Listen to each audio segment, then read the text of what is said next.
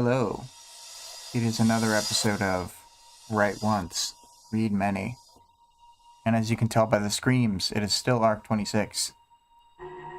And Vic is here, which is scary enough that they'll keep screaming. Wow! Sometimes I think about not saying anything, and then it'll sound like you're crazy, and I'm not actually here. Mm. Man, I really gotta figure out this whole Linux situation, because I'm still having trouble just doing the controls compared to before. Like, I can do it, Yeah, but I don't think I've used a Linux machine before. there's just, it's just like the interface is close, but not quite exactly the same. Yeah, Yeah. kind of the worst. Although honestly, I can like muddle my way through Linux basically as much as I need to, and I can't do that all the time on a Mac. So yeah. Now that I'm really thinking about it, Uh-huh. having the cage around. Sorry, Theo is supposed to have a cage around him in this picture. Okay. Yeah. He's also supposed to have. Sorry, my dog is mad. He's also supposed to have those things on his shoulders. So they're sort of there. He's like, I'm not wearing my pauldrons because I'm too busy sulking right now. He's like, Taylor, don't look at me like this. Yeah. It's funny, the whale noise, the moaning whale from the song came in just as you said, like, Taylor, don't look at me now. Anyway. All the screaming and wailing has passed, so you don't have to worry about lining up with it anymore. Oh, audience participation. Reminder, before I forget myself. For this chapter, it is, what are the pros and cons of masked versus unmasked capes? And, yeah. Golem's costume gets described way later than Golem gets introduced. Well, it also seems to change several times too. It does change. It does change several times because at the very start he's just like wearing generic stuff in the Arc 24 stuff. Yeah, he's just wearing like generic costume stuff because he's like seemingly he is brand new, and Cuff is like a little bit. She's been there like a little bit longer because she has like a little bit of a better costume, but yeah. I think and also then it's easier to make a costume for Cuff because it's like you just give her the metal and she liquid metalizes yeah, it. she can kind of like she can make her like her own costume. Also, the costumes just later in the book are not described as in depth, or they're not described. They're just not described. It's like a show not tell kind of thing where like you'll be in the middle of a scene and then something will come up that involves a piece of their costume. And so then that'll be described. And then I'm like, oh my God, because it's not in the wiki. Yeah, And Taylor's one of the things is Taylor's Weaver costume is like explained really vaguely, and so I kind of had to design it myself because she's wearing a fucking cape, but also don't forget she has a backpack with wings as well. So how is she supposed to wear the cape? I don't understand. it's clearly the backpack is over the cape, and it's a half cape like you drew here. I was gonna say like Yeah, well, it's she actually says like it's kind kind of of a cape in and kind of a Wildbow's. skirt. Yeah, it's kind of in Wildbow's like style to like only inject those details at those like certain moments. Yeah. Like through the story. I'm not sure if I'm refreshing my YouTube studio, but I'm not 100% sure it's going. There it is. Okay, Greg good. said, "Oh, hi." Hi, Greg. Okay, I had to refresh it for it to come on because it had gotten me to the half state where it's like, I don't know if you remember from when you've been on the controls, but it kind of starts and then it doesn't fully set everything up. So I was like, oh no. Cool. Well, I'm glad it's going. Yeah. So aside from complaining about Golem's costume more, do we want to skip to the themes? Everyone's costumes. Yeah, I Golem talks a lot about like he talks very directly about these things, about like the layers of defenses that all of the capes have around him, like his allies versus the villains and all that kind of thing, and how they he kind of like directly talks about how like they would be maybe in a better place um if we weren't like literally wearing masks all the time, which is what's like going on figuratively as well. And then Well, before we move on from that, I was gonna say, like this reminds me a lot of like the powers themselves are like people's emotions or people's like personalities made manifest, and mhm, for this, like we've talked throughout the book about like layers of defense and layers of like subterfuge, how like it can go either way, where you can like look weak but be strong, or look strong but be weak, and like leverage that.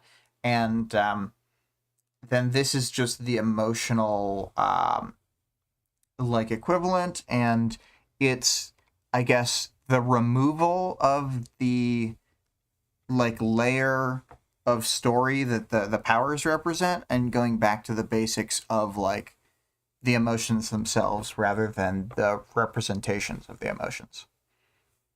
yeah, So that's pretty cool.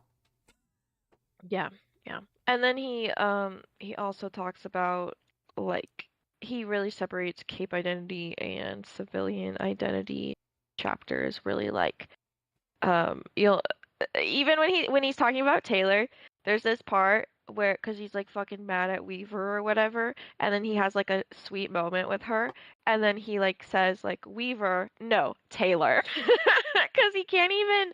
I don't know. He's got like a big separation, and like obviously that has to do with his background with Well, I having also like think white that Taylor supremacist has, family members. I think Taylor has influenced him as well, because like this is how, this is like kind of how she deals with things too. She'll be Hmm. like, she'll go behind the She's like, I'm mask. Weaver now, so I can do Right, this.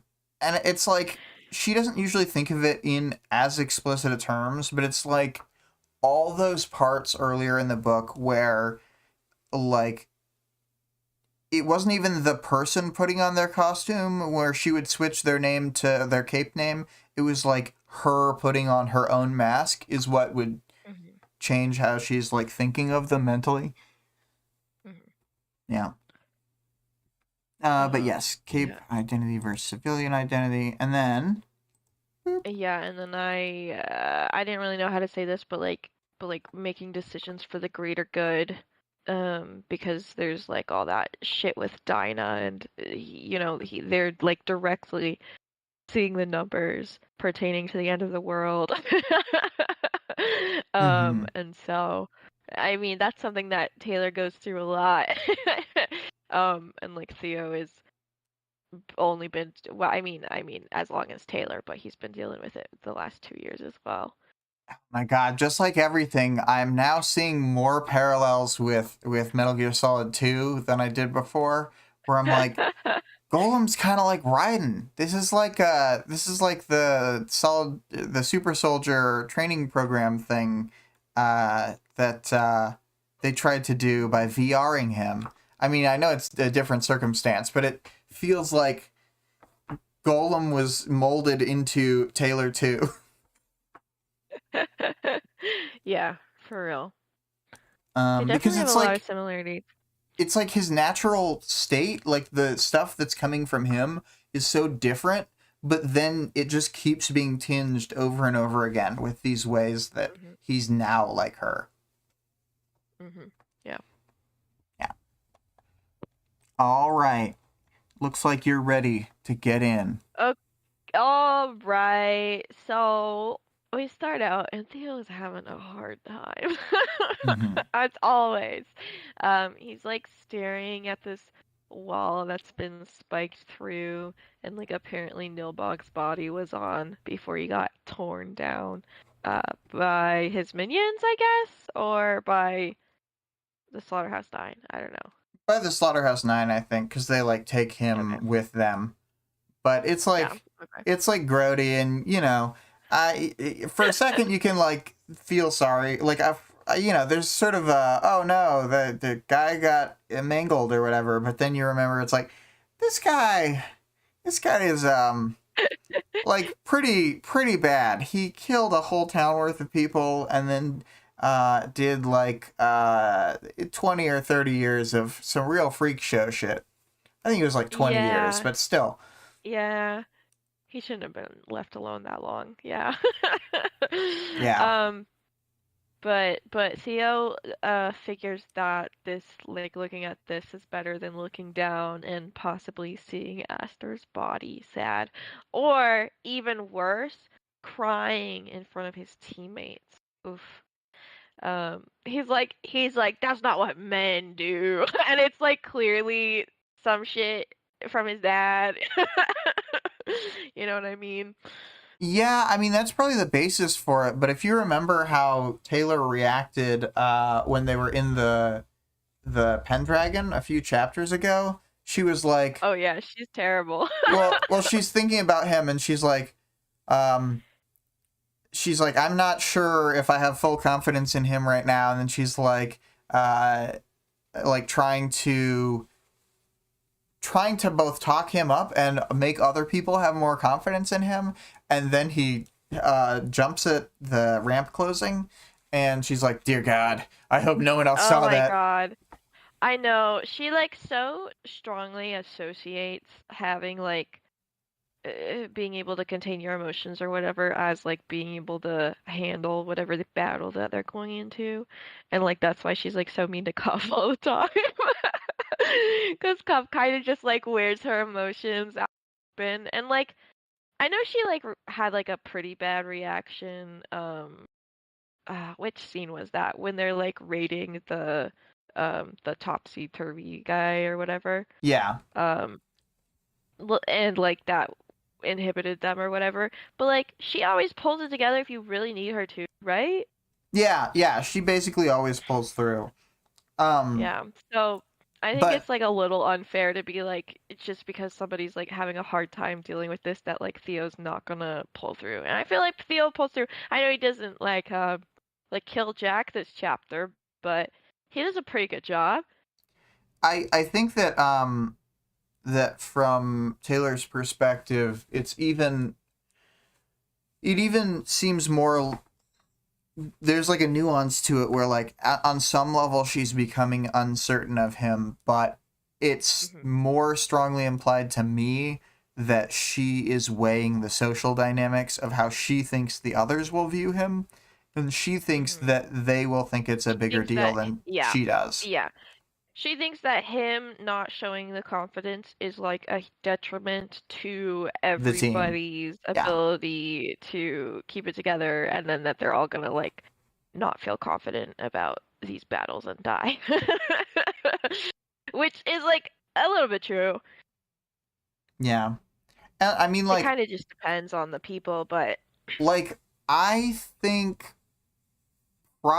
I think that she's probably right about the majority of the group. I think, like, ironically, Perian and Foyle are the two who really wouldn't care about Theo uh, lacking confidence, but and like maybe Revel wouldn't care, but like I think Defiant would view it, especially without Dragon like guiding him, would view it more or less like a harsher version of Taylor. Um, it's hard to know with Chevalier. I think maybe he would like think that it's gonna be fine like Taylor does, but then with Rachel and with like Hoyden, I mean, they're probably actually just directly like, what the fuck you doing here, man? why is he here again? Yeah. Um, well, he looks over at Weaver, and he's like wondering if she's thinking about Aster. Um, he like seemingly primarily blames Weaver for the Aster situation, even though he isn't sure that she did it. He's like, well, she either did it or she gave the order. for Foyle to do it. Yeah, yeah. Um, Oh, gone. yeah, so he kind of thinks about how few and shaky his connections with any people in his entire life have been, and how Kaden and Justin are like stuck in these horrible time loops now. And I have a quote here. He could see the twisted logic of it even, as if there was a binary to everything. Every enemy was somehow a twisted mess of emotion, layered by a seeming calmness, while every ally seemed to be cold inside, with only an act on the surface. Yeah, that's one of my favorite, like, little clips from the book, is just him seeing this and, just laying it out for the audience. Yeah. So he is holding his. See, he does take off his costume when he's stressed out. He's holding his mask in his hand. Um, and he's like wondering if the face, this like stoic face on it, is really the message he wants putting out into the world. And he's like, maybe New Wave had this right with the maskless thing. Um, and he wonders like if that had taken off, if they would all be in a much better situation today. Mm-hmm. Yeah. So bitch goes up to Theo, and Theo's like, "Oh my God, like out of everybody to approach me right now." Um, and so he just kind of like ignores her and pets the Doberman that she brought over with her. And she tells him that he's like picking up on weird energy between him and Weaver, and he says like, "Of course I'm acting different. My family just got killed." And bitch is like, "Yeah, but they were Nazis." And he's like, "Yeah, but they were my family." And so bitch kind of like stares him down. And she ends up just telling her dog to stay and leaves. Yeah, I kind of like, for me this is like one of those like Rachel's finest hour moments, like Yeah. uh it's just like I I don't know. There's definitely something to be said for like, I get that you're grieving, but fuck those people. Like, Yeah. She's like, "Yeah, but they suck." It's like from bitch's perspective too. It's like somebody sucking like that is like a personal betrayal or whatever. So I feel like that's where she's coming from. It's like they like betrayed you. yeah. Being bad people is betraying you. Um, And like the but idea yeah, that she it's ends up. like they were still family, like Mhm. I Like, I why mean, would that like, matter?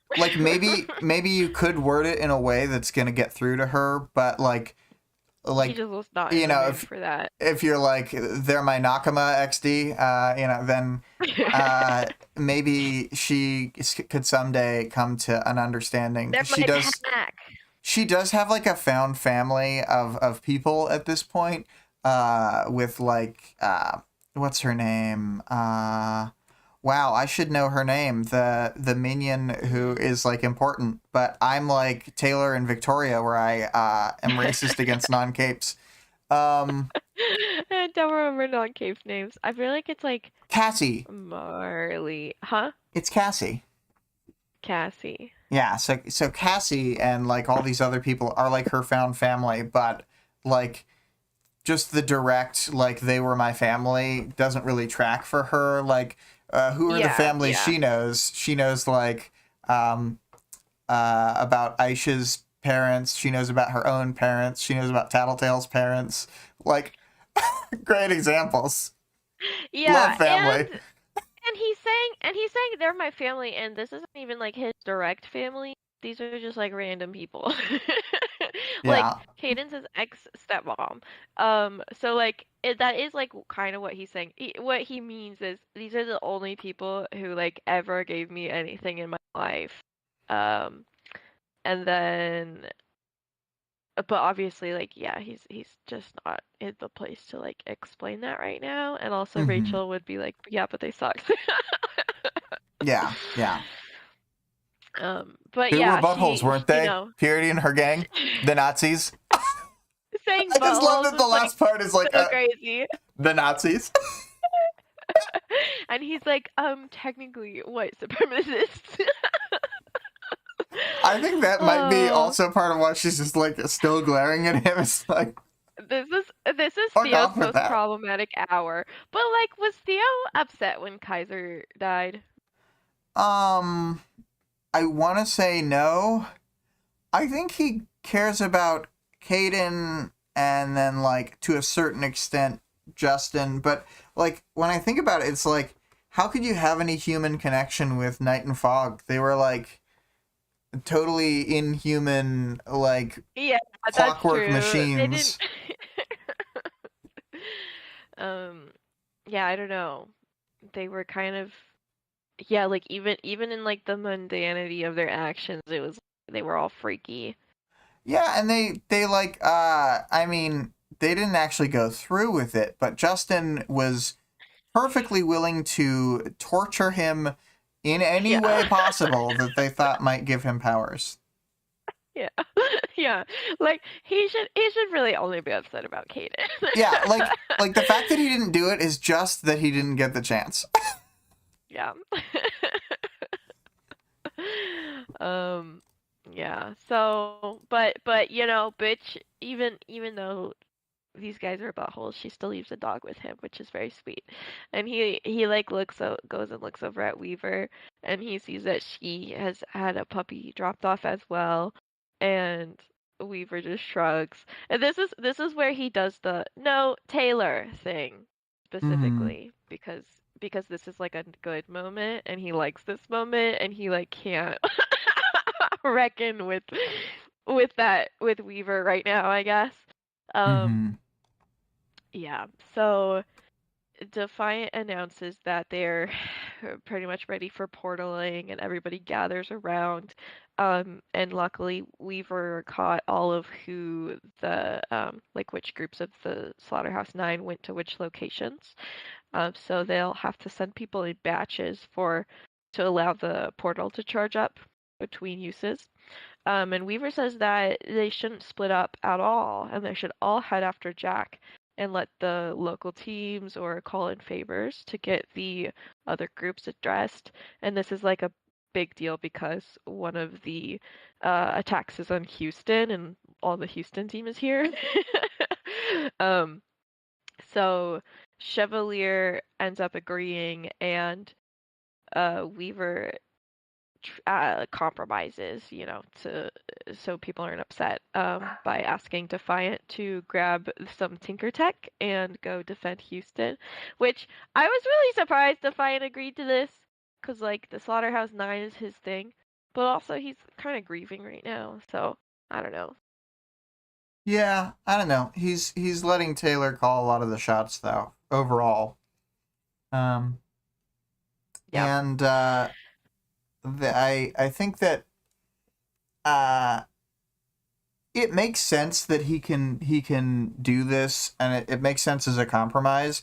But I agree with Taylor's initial thing, honestly, of just like, we need to compound everything we've got. Like, I think Defiant's one of their best dudes. Like, he's one of their strongest fighters overall. So they're giving up Hmm. a lot of They're giving up a muscle. lot of firepower right Yeah.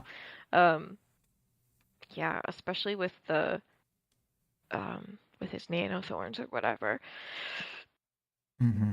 Mm-hmm. So they teleport out, um, and they land in a battlefield, like a previous battleground from a Tohu and Bohu fight, which, as I we'll think there's remember, only will been be like two of those full of fights. traps.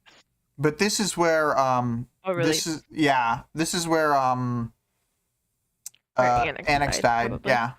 Yeah. Mm-hmm. So the area seems to be empty from Weaver's assessment, but this is a Slaughterhouse 9 we're talking about, so who knows? Um, So one of Tarian's creations goes ahead and leads the way, and after a moment, a voice on the comms tells Golem to tell everybody to stop. And this is Dinah. She's talking directly to Golem, like she's not talking to the whole group or whatever. And she tells him that she's got around 31 answers she can give him, and that in 2 minutes there's a 72% chance everybody but Golem dies. And I have a quote here. I kind of think if she's talking to the whole group, it would make it way harder to alter in a like directed way because she'd be giving info to too many. Yeah, people would be reacting on their Yeah. own. But so he stopped short. Golem? Hoyden asked. Solution? He asked. He raised a hand. Can you think in abstracts? Abstracts. You're kind of scaring me. Golem, my boy, Hoyden said. He's talking to someone in the comms, Weaver said. Tattletale? Not Tattletale. Red means forward, left, attack, team. Blue means back, right, retreat, solo. I can only ask a certain number of questions a day. Ask, I can narrow it down, but it's less help I can ask, or I can give later. One keyword, and he had to figure out what option it led to. Whoa! So she immediately gives him a blue, and then blue again, when a group of teenage harbingers appear. Oh God. It doesn't say how many right now, but I think there's 8 of them, which is a lot. Yeah, I think it's 8. Jack sends 8 of dudes a lot and keeps like 1 left. So Yeah. So Weaver says attack, but Golem yells for the team to retreat. Perry and Foyle and Tecton all attempt attacks, but they're incredibly unsuccessful. These guys are, they're basically like Contessa's. yeah, Yeah. So Hoyden and Chevalier kind of hold the ground as the others start to retreat, and Golem tries to trip one of the Harbingers. Weaver's like swarming them with her bugs, but they're just not reacting to anything, and they're closing the distance. So Golem uses his power to raise the whole team up into the air on a platform. And I bet Taylor was like, "Ah, you idiot! Never you put yourself on a fool! platform with no escape." But Yeah, it's like this is what needed to happen. um, so let's see. Yeah, he raises them all up on this giant hand platform. It doesn't really say how big it is. and The Taylor's like, Harbingers good thing I can start. fly away. I know. She like probably feels so nice and free now that She's got the fucking pack.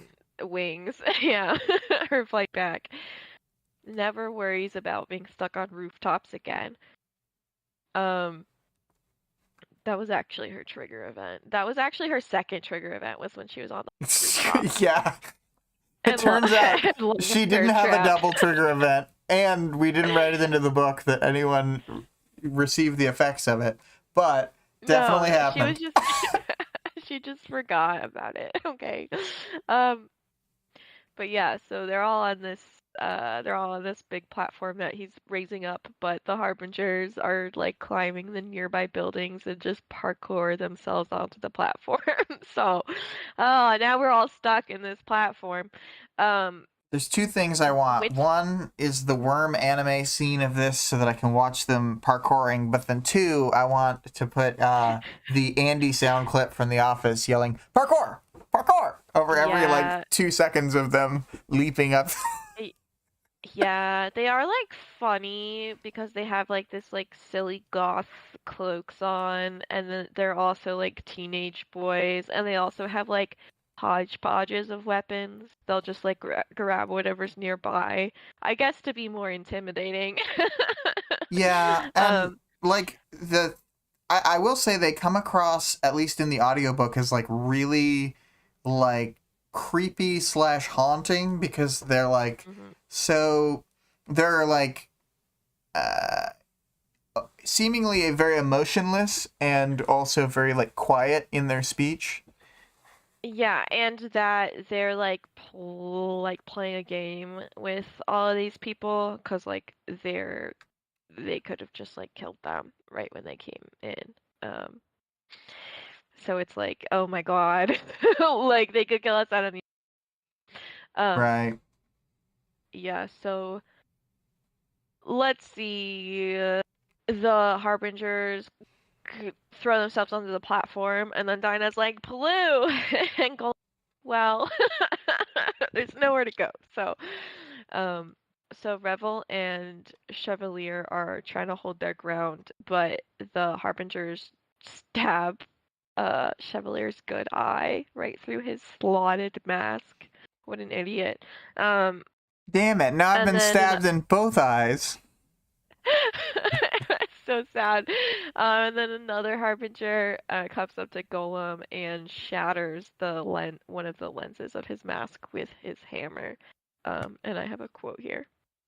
Golem struck at the flying hammer, but another strike of the hammer caught his arm. His fingertips fell short, and the handle of the weapon rolled over the back of his hand. The harbinger caught it, then thrust it forward in the same motion, driving the top of the hammer against Golem's nose. Don't kill him, another harbinger said. I know, was the reply. They didn't even sound winded. And see, look how like creepy and weird they are. um, so everyone's just getting their asses completely kicked. Golem's tripped backwards and he like tucks himself into a roll, and throws his hand into the pavement. So he launches Chevalier into the air and then makes a ledge for him to fall back on. And then he launches himself up next, but his trajectory is interrupted by one of the harbingers, so he's like got nowhere near to land on. So he is able to pull himself near a building and then catch himself with his power. And Dinah reiterates that things seem bad and we still need to go blue. And he's like, how? But we can't retreat. He takes a moment to understand the conceptual part. Um, Yeah. but he figures it out. I feel like he does good here. I mean, he does exactly what he's supposed to do, right? That's like the whole blue-red thing. Well, yeah, Um, because like the last option for blue was solo, and I think that this is when it mhm. sort of finally occurs to him that he has to leave the team. Yeah, I yeah. mean, just, So for they, like a minute. yeah. Just for a moment. He doesn't need to like betray. Yeah. That would be crazy. He just, because like Um, everybody's drawing to him, and when he leaves this area, like instead of 8 so they can harbingers, there will be focus like on 3 themselves. harbingers. Yeah. Yeah. So, they hear that Scion is approaching, and Chevalier tells Weaver to go intercept him. And Golem's like, it isn't the time for that. But like, totally, it's the time for that. Um, and Golem's able to launch rescue one of the dragon's teeth, before Tectic and Hoyden shatter the entire platform that they're on, and they take the Harbingers down with them. So Hoyden and Tecton have powers that can help break the 5-story fall apparently, which means the hand was like fucking huge. Mm-hmm. The Yeah, yeah. platform, because I always kind of assume that he can go up to like maybe like 2/3 up his arm. Can he like put his entire arm through? He probably Um, could if he like kept going. yeah, I think he could, because I think he could just plunge it like on his suit. It'd be maybe hard to do, but if the thing that he's pressing into is on like his forearm or something, he could like realistically just press the forearm all the way up to his other shoulder. Yeah. Or if he's using like the side of a wall, he could do the same thing. Yeah. So, the Harbingers, unfortunately are also fine because they're indestructible. And Dinah says that what they're doing is not working. The numbers are getting worse and worse, but we still need to go blue. And I have a quote here. Yeah, so it's he stared at Hoyden and Tecton, surrounded by the 8 harbingers. If I leave, how does that change the numbers? Success. Chances for Tecton and the others better than they were. This was hell, Golem mused. This was the nightmare that had driven Weaver from her home city, drove her to surrender. The right path, but goddamn, did it look ugly. Yeah, Golem would never be able to just like betray the entire team and leave. It's just for a moment, buddy. Um, so Golem launches himself up repeatedly until he's like on the roof of a building, and then he like runs across them and by sticking his hands out and making platforms and stuff. It's super cool. He's doing shit that would be He hard to pull off with a controller in a video game, but he's actually doing it. Yeah, and that would cause a lot of damage to a city that was habitable, but fortunately this one's already ruined. Yeah, yeah. So he tries to check with Dinah on Tecton again, but she's like, You need to stop asking stupid questions." And Golem stands, he ends up standing at the end of this rooftop and like going blue, red, blue, red, blue, red, and like turning in circles to try to triage where exactly Jack would be. And Dinah says her power is getting fuzzier, and Golem looks up to find Weaver up there with a giant swarm waiting as Scion's approaching. And Golem hurriedly asks a few more questions to try to figure out the next move.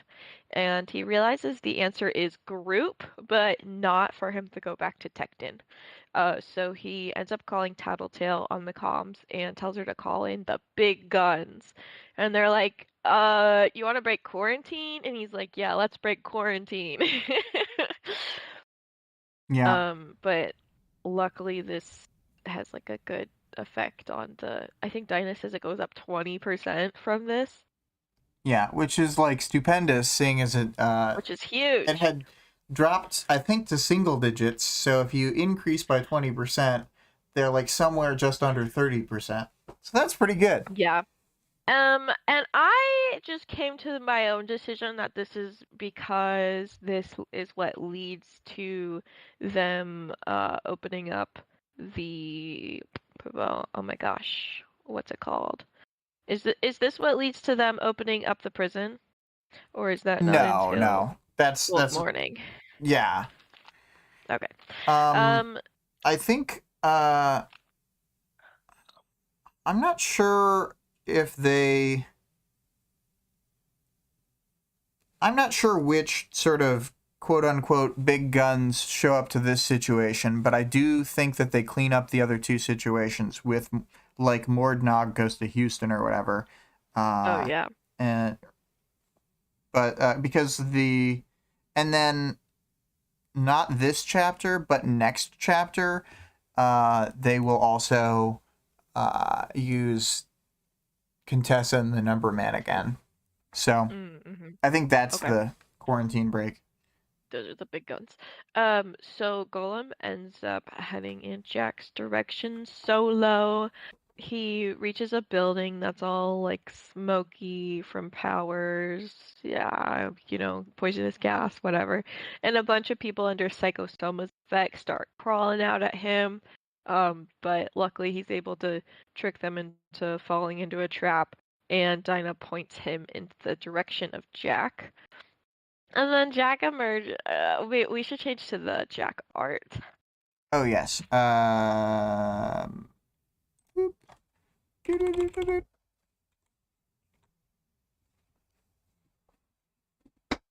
There we are.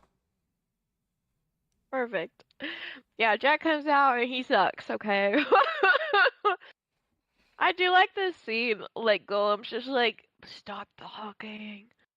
Stop talking. Yeah, I kind of I love that he's basically just like, oh, this guy's such a fucking asshole. You're so annoying. You're so not smart. Like, yeah. So he comes out and he's got like a fucking sword. It's like a white mannequin made sword, and he's like slinging it around, flashing stuff. And Jack's just unimpressed that Golem isn't really like engaging, like bantering with him and doing his like stupid Jack stuff. You know what I mean? The shit he did to Amy. um, but But he's like Theo, trying to you get him should be evil, and don't you You- see that it all comes to nothing? And then he'd be like, oh yes, you're right. I'm not going to be a hero anymore, and I'm going to kill people with He's like, you you're so right. by grabbing their feet or whatever with my power, because that's the evil version of my power, is to grab them by the You feet. know, I was gonna talk about that in the character section. Like Golem's power is like one of the most inoffensive powers that you could get. Um, it's just Although, very like although sometimes he kick and sometimes he grab. there is the awful use of his power where the implied use that everyone's like, oh, ask Cuff about it, where he uses his dick. Where he uses his dick, and also that one time that he sexually assaulted Wanton. Yeah, yeah, That, that was that was the most evil thing that Golem's ever done. probably. Um, yeah. So, he's like swinging his fucking sword around, being like, "Hey, engage with me." Um, and Golem's he starts to speak to Dinah, or sorry, he starts to speak, and then Dinah interrupts him with a big red. So he goes for Jack's sword with his power, but he misses it, and it like sends the sword kind of flying around, cutting shit everywhere. Luckily, Golem's able to block the blade from hitting him by throwing up some boots.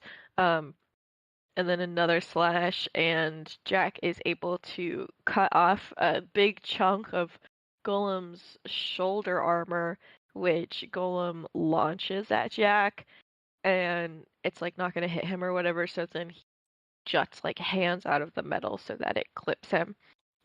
Pretty cool. Good job. Yeah, I was gonna say, like, honestly, this is like cool as shit. Like one of those very Wildbow moments where it's like he throws the section of pauldron seemingly with one of the hands of pavement.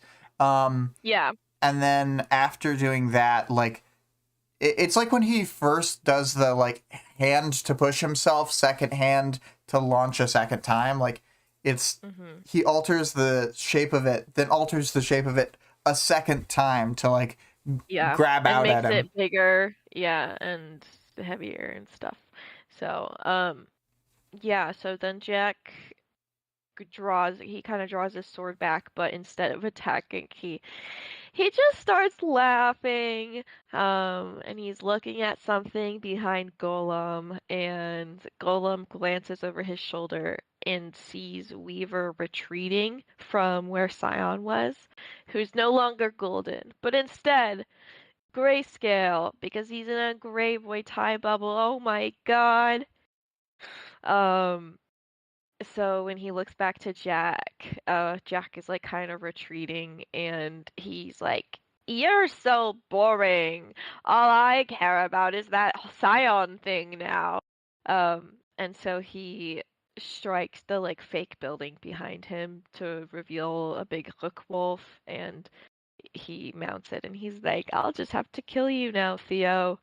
And he starts slashing at him from Hook Wolf's blades. I gotta say, And the before chapter this scene ends. happened, I never would have thought that he could make the parts of Hookwolf do this, because of like I would have thought like Manton effect, but like it doesn't turn out to be a powers conflict, so he's able to just like turn all of Hookwolf into like Ultra Blade. I don't know. They seem like a really good combo. Seem Yeah, like I they'd be think really that was like powerful in a fight.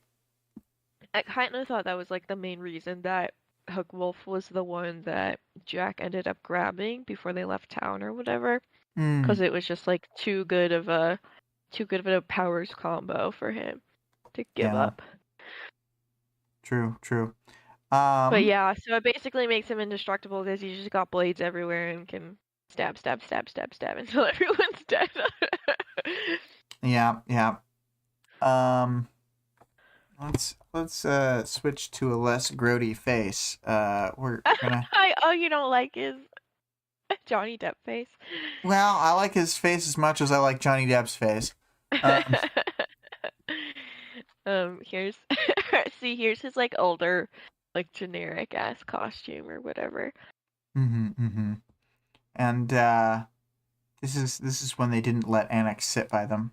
Terrible stuff. Yeah, no, this was when Annex was walking over to do the cool trick. Yeah, he was gonna do the trick. He was walking up to do the cool trick right before the horrible news. Terrible.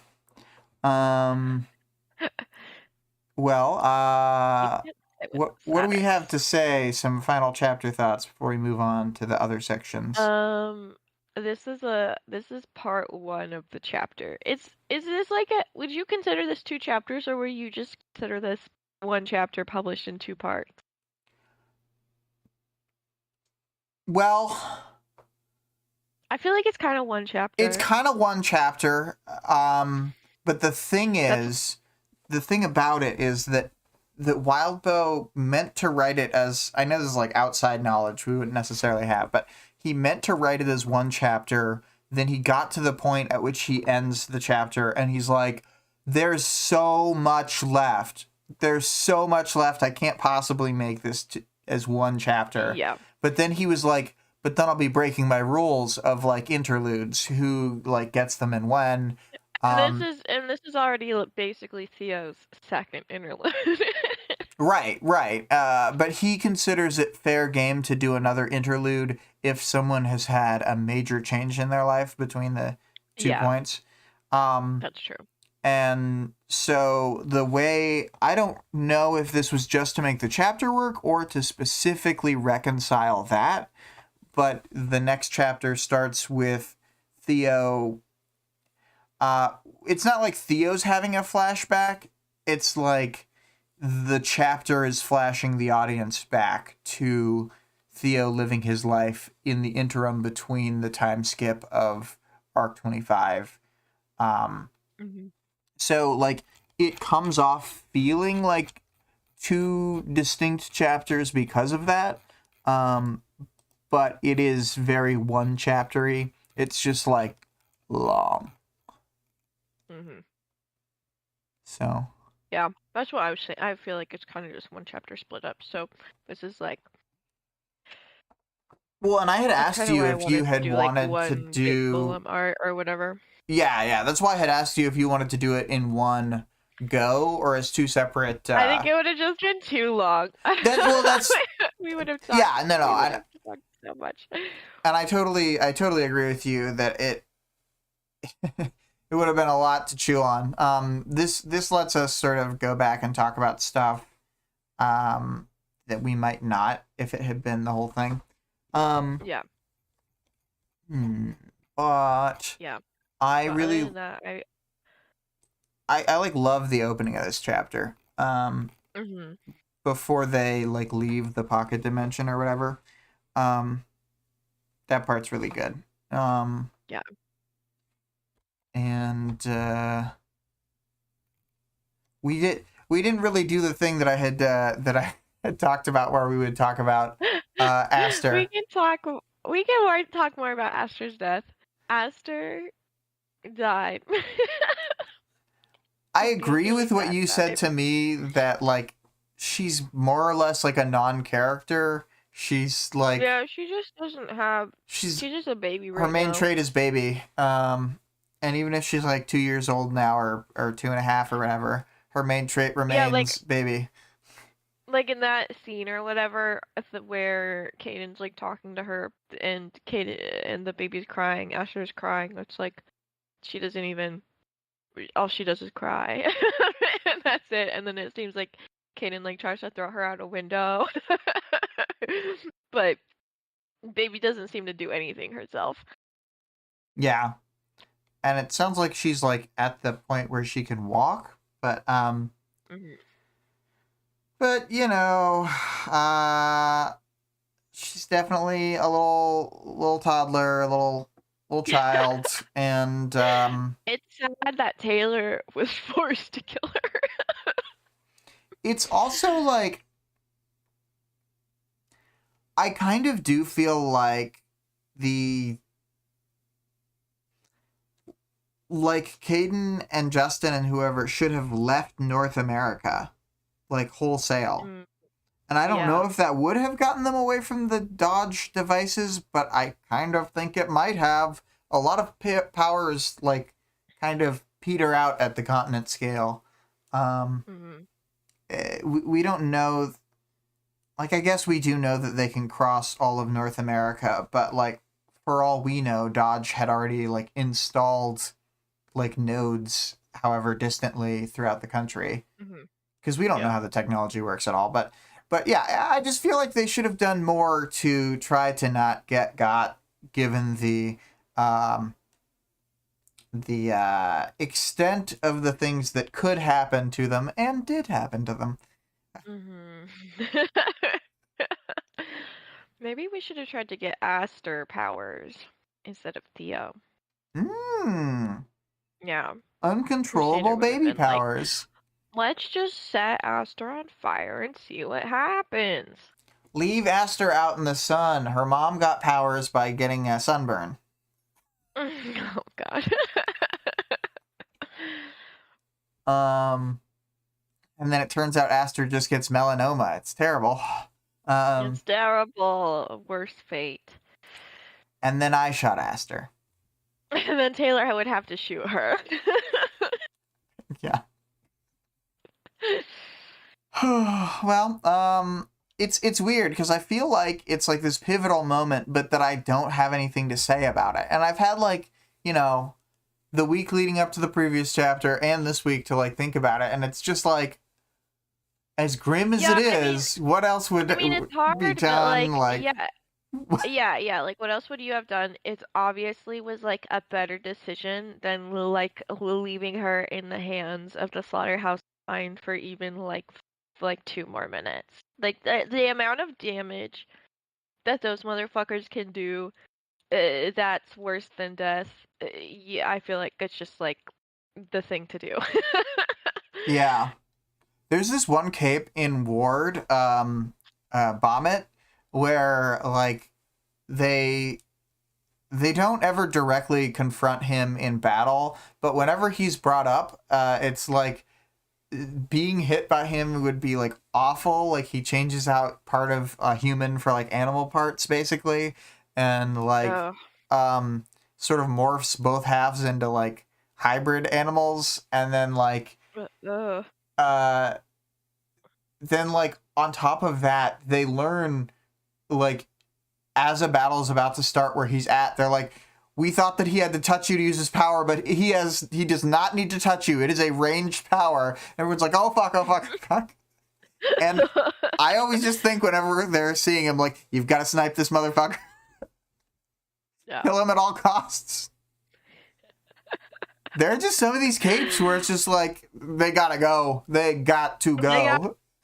Yeah, I mean, there's like some capes that are just, they're like that, but they're like good guys, or you're like not worried about them snapping or whatever.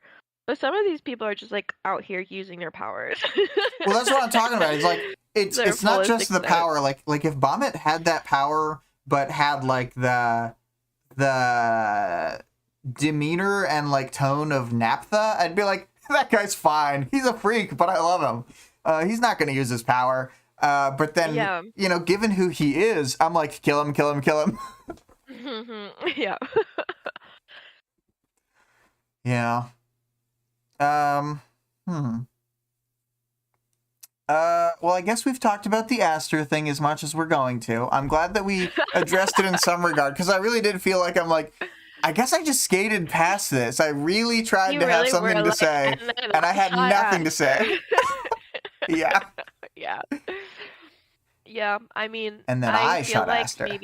Maybe for some people this is like, oh my god, like I can't believe we crossed this line, but that's just not how I feel about it.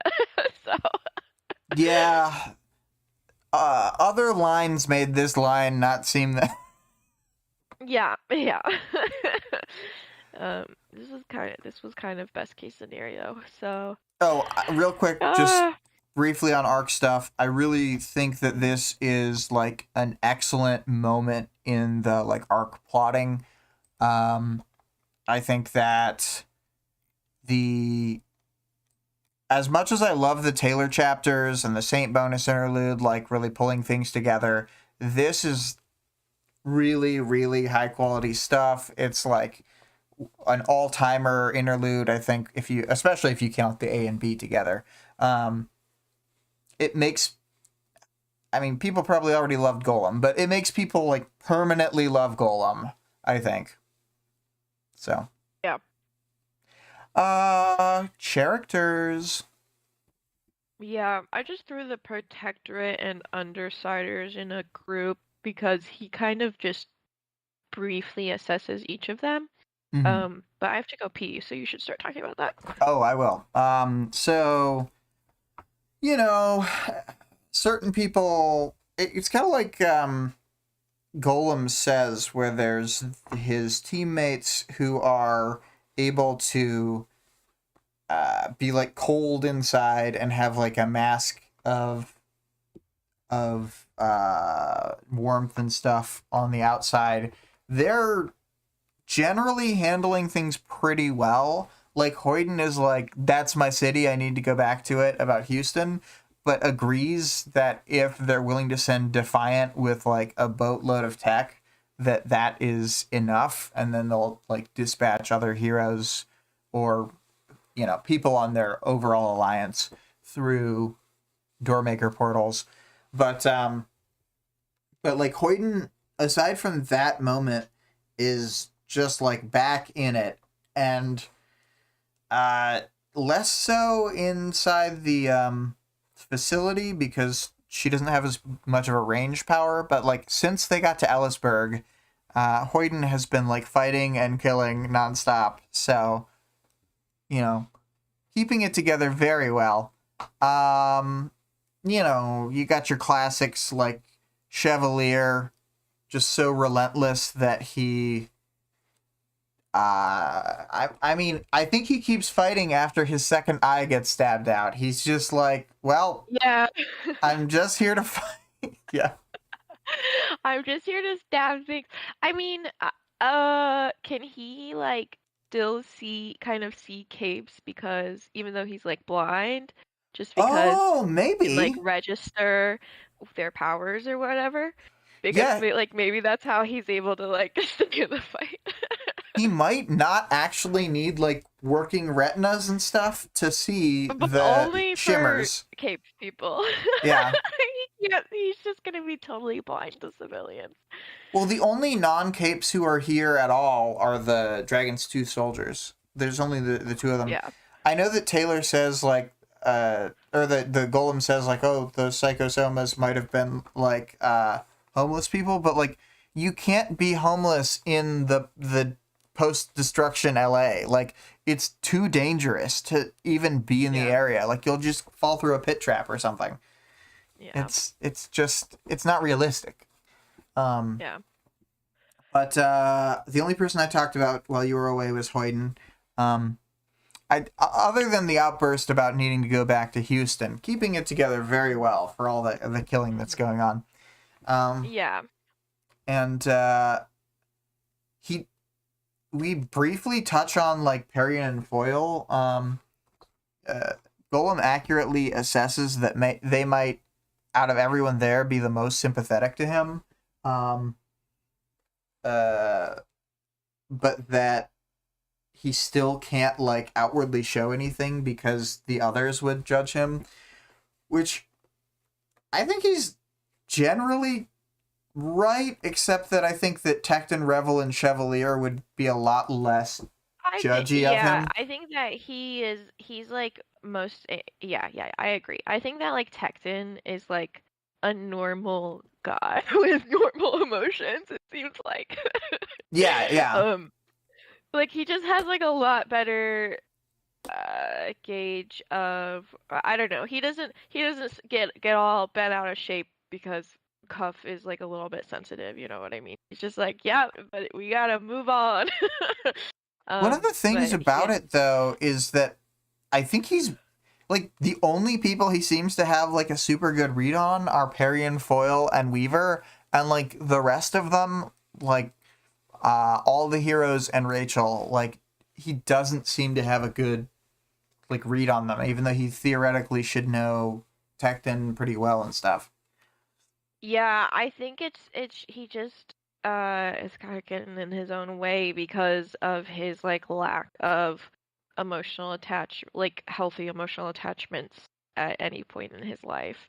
So it's like his experience is just like, well, I could go to somebody, but then they're gonna be like, oh, that's too bad. Because that's Yeah. kind of like the best that he would get from Caden, which is like the person that he had the best attachment with out of everybody. Um, yeah, so he probably is just not really opened up to them in any way and just is making like assumptions about it. But I don't know. I think Tecton would have been nice. I think Chevalier and Revel both seem like they would have been really supportive or whatever. Um, I think that Chevalier and Revel would have both had like honestly a reaction that was sort of similar to Taylor's, where they're alarmed at it. They would keep trusting in him, but they would try and like shield the like view of that, thinking that the yeah, others would judge it more harshly. So I literally think yeah, Revel and Chevalier would be so similar to the way she thought about yeah. it. Whereas Tecton, I think Tecton, Perion, and Foil would probably all have like a pretty straightforward, like normal reaction, I guess. Yeah. Where they'd be like, yeah, it's been really hard. Of course you're upset. Yeah. Um, yeah, anything else to say? Anything to say about bitch in this chapter? She was good. Yeah, yeah. I think that moment with her is it's like, obviously we've seen that this is like something that she's been doing since Taylor left, but like the Hmm. whole like dog therapy thing, she doesn't really know how to interface with people, but she's clearly much much easier to get along with than she was 2 years ago. Yeah. Like she just lets a lot slide that would. Yeah, she would never have like Mm, approached Golem with like I mean, it seems like she really approaches him with like an open mind, as open as her mind can get. Um, right. Yeah. like just like going up and being like, "Hey, is something going on?" Because seemingly she goes up to him, I think because not just to drop off the puppy because she's concerned about Taylor and she can tell that there's the strain between Taylor and him. So first she goes up to Taylor and gives her the dog, and then she goes up to Theo and she's like, "What's going on with you and Weaver's friendship?" Right. And he's Yeah. like, "Can you shut the fuck up, dude?" Very nicely. It's pretty funny. Like Yeah. I was explaining this like I've been streaming with Daniel and his friend Brett, or not streaming but I guess podcasting. It feels the same. Um, so I've been like talking to them about books and stuff, and when I was bringing up Worm, the main thing I was bringing it up was to say like it gets so grim and so dark, and it's still funny, and it's not funny in a way that is like funny in universe to the characters. Sometimes people are cracking wise and it actually And is it's not funny, and it's but it's not just dark so. humor Yeah, either, yeah, yeah, yeah. which I like. Like I It's like that it's dark and it's funny, but it's not dark humor. Yeah, yeah, yeah. They're not like saying like, oh, this thing was so gritty and grim that's funny. It's like the fact that these people are like doing the best communication of their lives and they're still doing it so poorly. Yeah. Speaking of, do you want to talk about Weaver? Yeah, yeah. When we see her from the outside perspective, it's so funny to me. She's like totally doing the bug thing and just never thinks about it. She like doesn't move, and he's like, it's like she's totally shut down, but then she'll move her head around. It's just like, She's just oh my sitting there god. like completely still, just moving like her head from side to side and fucking bugs all around her. And Thea's like, Um, she's probably assessing who's dead and who's alive. Like, just real creep behavior. I mean, it is what she was doing. Yeah, Trying to figure out who exactly like went where, whatever. yeah. And yeah, and it's very very unnerving for people outside of her. And So I kind of like his assessment that like it seems like Theo's assessment of Weaver this chapter is that thing that he said, which is that Weaver has this cold interior and then she is able to put up this like empathetic mask or whatever. Which is But like, it's like, to me, a big misread of her. Like, maybe that is a good description of like Defiant or someone, but like, I think that yeah, Taylor is so like hot-blooded inside, and I don't know.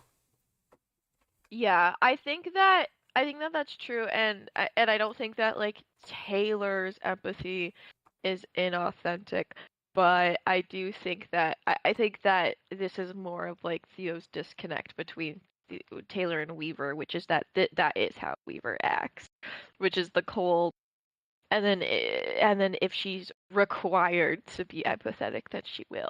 She would like never say this to him ever, but it's because of her like extreme desperation. It's because of her like when she lets her emotions sort of run and like tries to work through them, they're like she sees it as like if she's not being like this, all these bad things are going to keep happening, and the stakes are like he knows the stakes. The stakes are ridiculous. They're like Yeah, world and he stakes. was the one who said that to her like a few chapters ago. He was like, "Keep doing your bullshit Weaver thing," and she was like, "You're right." And then he's like upset at her about it. Yeah. Yeah. Um.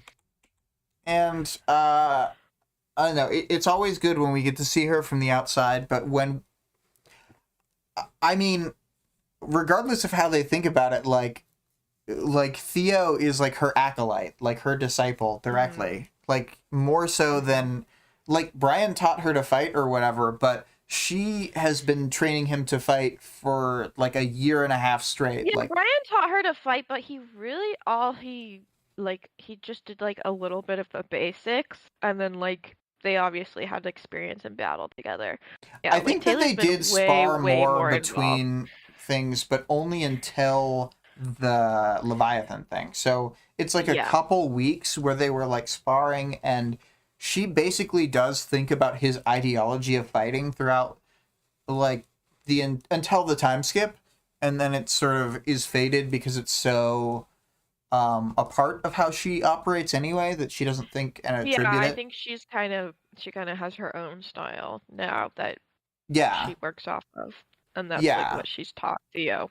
So yeah, and I think that comparatively, like, despite how integral Gru's stuff was to her, like learning to fight initially, it's just on such a different level. Where like I said, I think that Theo has more than I've heard other people talk about. Theo has been molded by her emotionally as well. Hmm. So Yeah, I agree, especially with like so few like positive influences in his life up until he joined the wards or whatever. Um, 'Cause like I mean it seems like he doesn't connect that he connects with Cuff and Taylor most out of his teammates, but like that's not even very much. So you can imagine he's not really close with any of the other people either.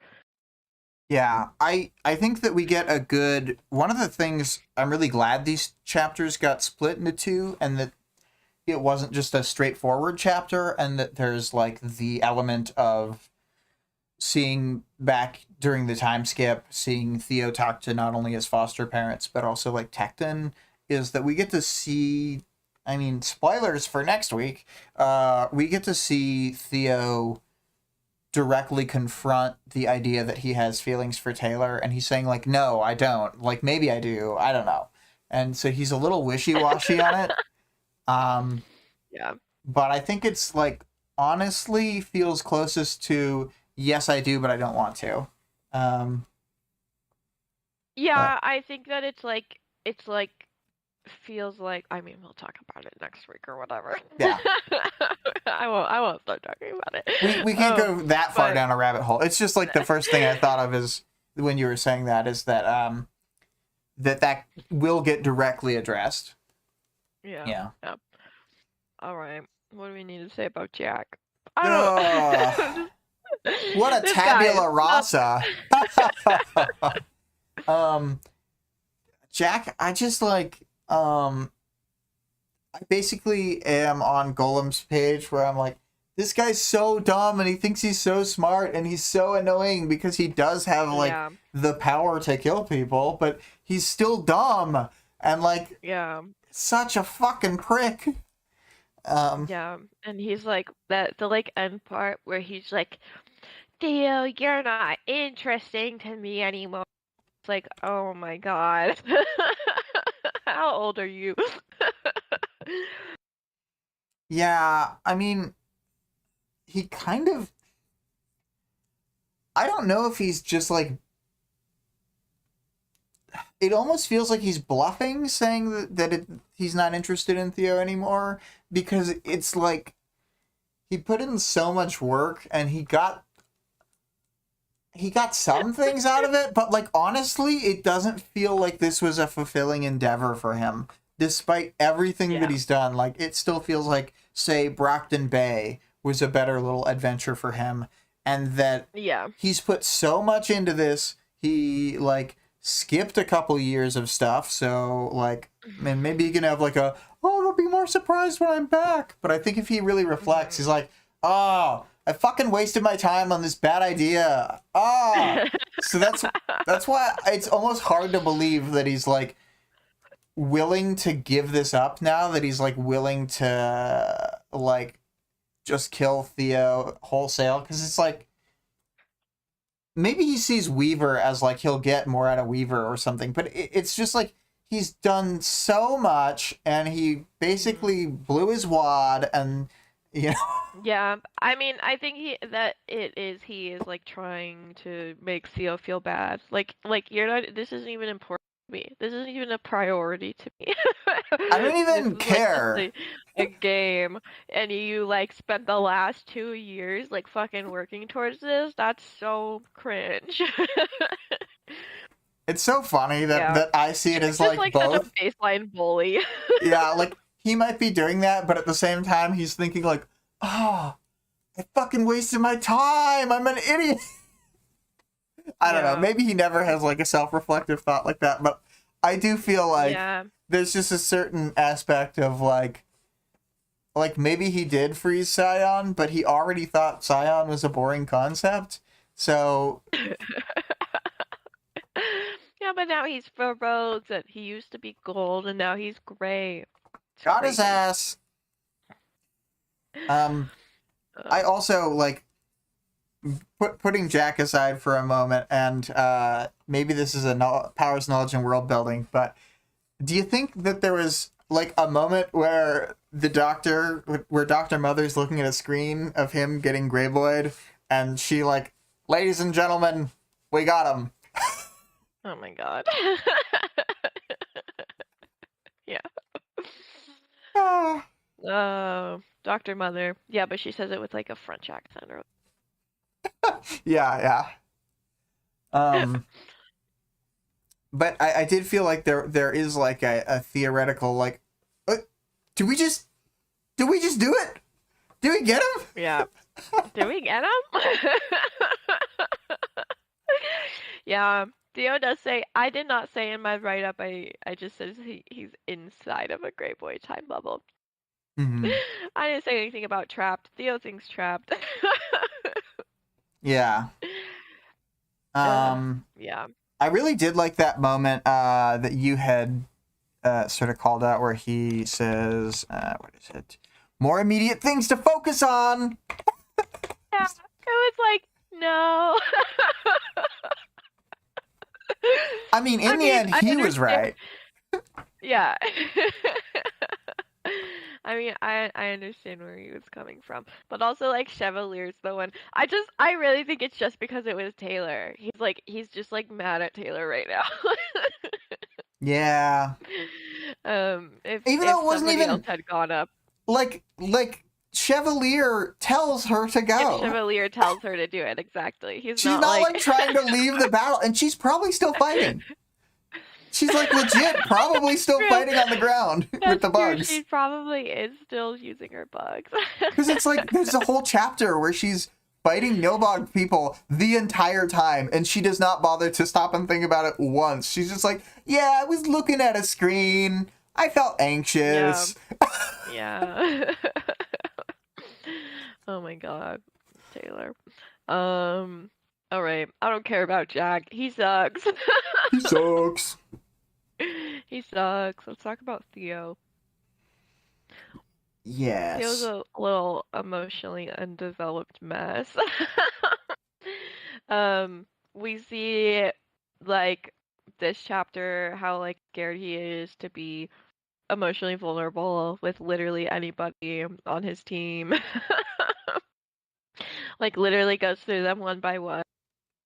Oh, but this person could say this to me, and this person could say this to me, and this one's gonna think this. I Which think is if he was with the Chicago Wards, which no longer includes Tecton, he would probably feel more open to talking to them, because it would be like maybe Grace would give him some shit, but I kind of feel like she wouldn't, because she would, because she knows him and stuff. yeah. Like it'd be Grace, Cuff, Wanton, and I don't know what other team members have joined them, if any, but I think there's one called like Cadence. But it just seems like they would be a much more like chill team than the like ultra squad of the killers that Taylor wanted. For real.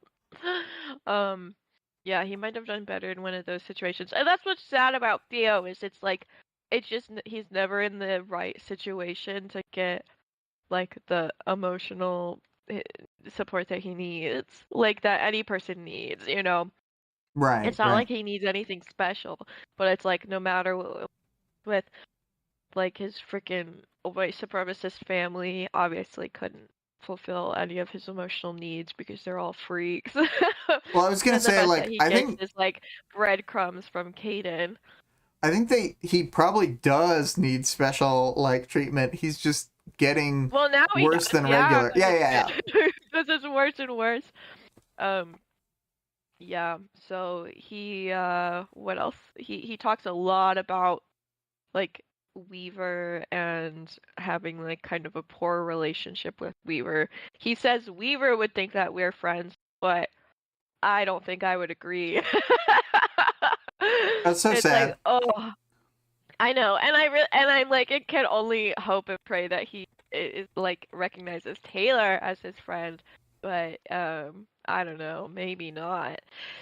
So yeah, he got just like this big disconnect between like Cape identities and people, which probably at least started with like having to like interact with all of his white supremacist family members that were the only people who could take care of him, and like trying to disconnect their actions out on the streets from the people, their like civilian identities or whatever. Which honestly, like, maybe I'm biased, but I think he's giving them too much credit. Oh yeah, this is like Theo's most problematic chapter for sure. Like, he's like the people he's talking about are like not just one time, but many time murderers who are doing like racially motivated murders. Like, this is super fucked up stuff. Yeah, it isn't. Yeah, it's real bad. And I pulled this quote here that is sort of related. Yeah. And he's like thinking to himself about it, about them being in torture bubble. Mm-hmm. Being alone as often as he had, Theo valued the connections he had made, even connections with Justin, Dorothy, and Geoff, Crusader, Knight, and Fog. And it's like, oh, how desperate do you have to be? Yeah. To value those connections at all. Well, it's also like, it's sad because he's like,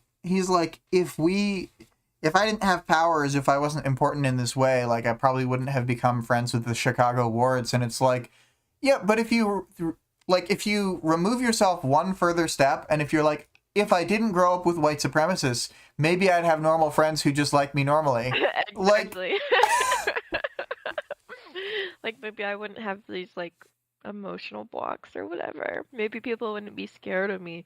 I mean, I don't know how many of them know that that Kaiser was his dad. I can't remember if that was supposed to I be like a think all reveal. of the Chicago wards from the... Because the way that he's talking about it in the helicopter back from the Behemoth fight, it sounds like Yeah, like they everybody all knows know. but Taylor. Yeah, yeah. Um, Sad. Oh, what else? Theo. I mean, he kind of kicks ass this chapter. yeah, like his Like he actual has a lot of. capeness is like Mhm. insane because again, he's like the direct acolyte of Taylor, and he's like fighting in the way she would fight if she had his power. I really believe he's Yeah, almost as good as... That's right, almost as good as she would be with his power. yeah. I mean, and I think he can, obviously keep growing. It's only been 2 years, but he um I don't know. He doesn't have like the confidence, the same like confidence in all his decisions that a lot of other characters do and Taylor does. So it's like you almost like don't even notice that he's like kicking ass the whole time. Yeah, there's Because he's kind of just like, oh, I didn't know what to do, so this is what I decided, and it's like, yeah, but and the like when situation... he's taking Dinah's like red blue instructions, it's like he just does exactly what he needs to do. I was gonna say, like, the situation is obviously like one of the most stressful ones in like the entire like book overall, but I still feel like he's more...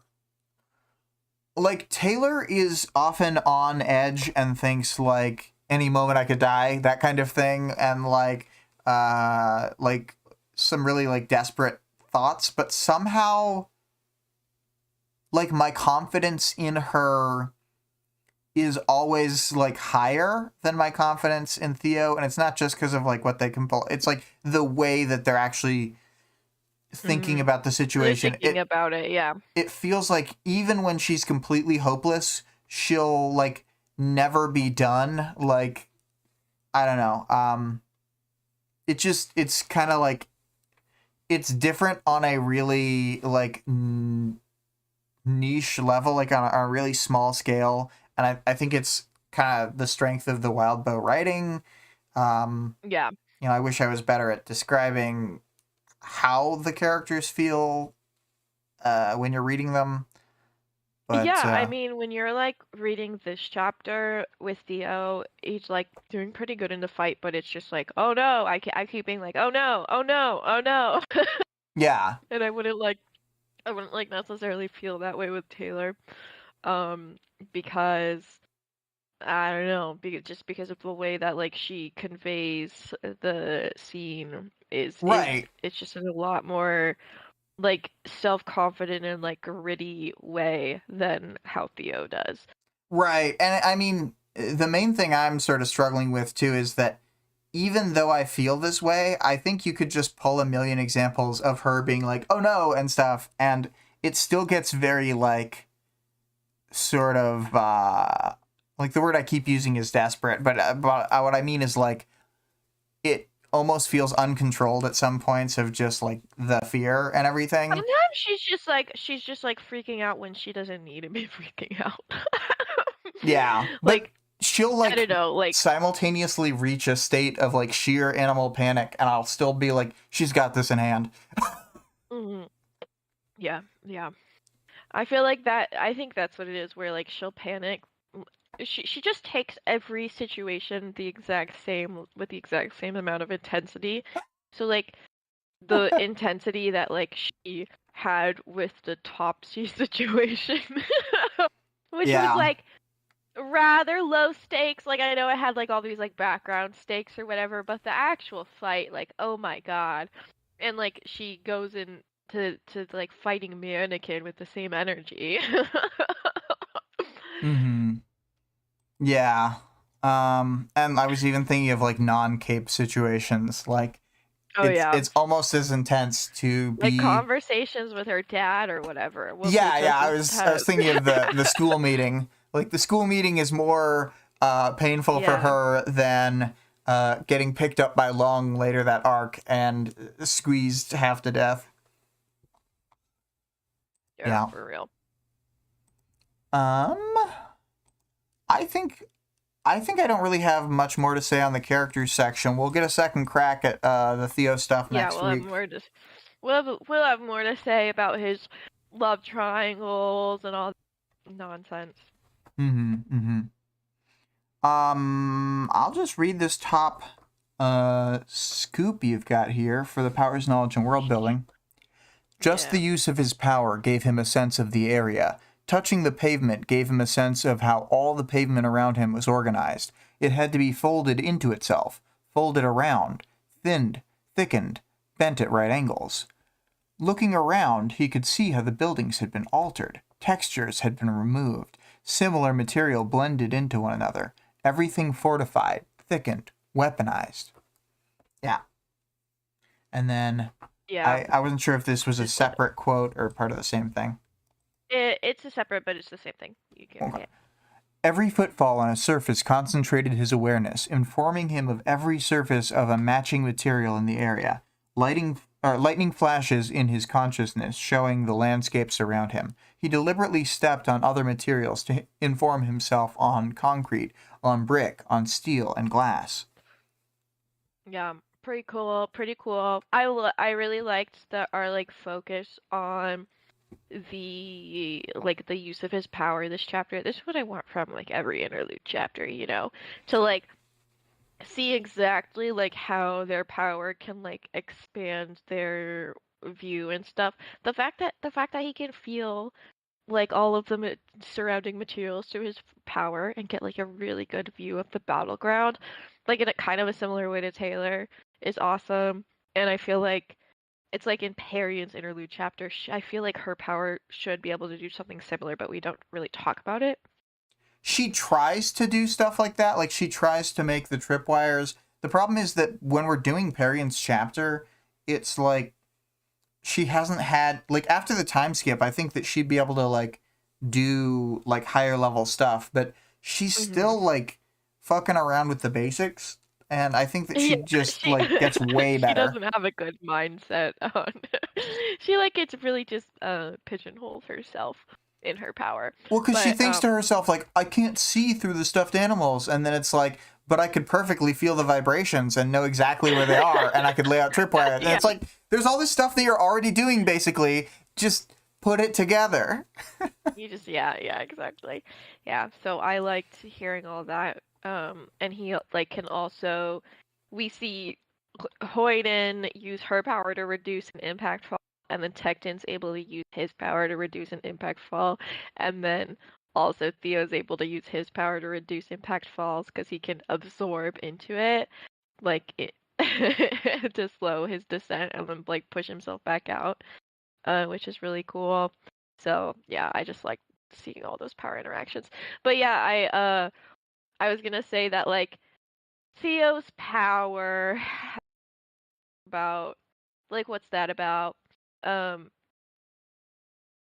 what do you think it's attached to like emotionally?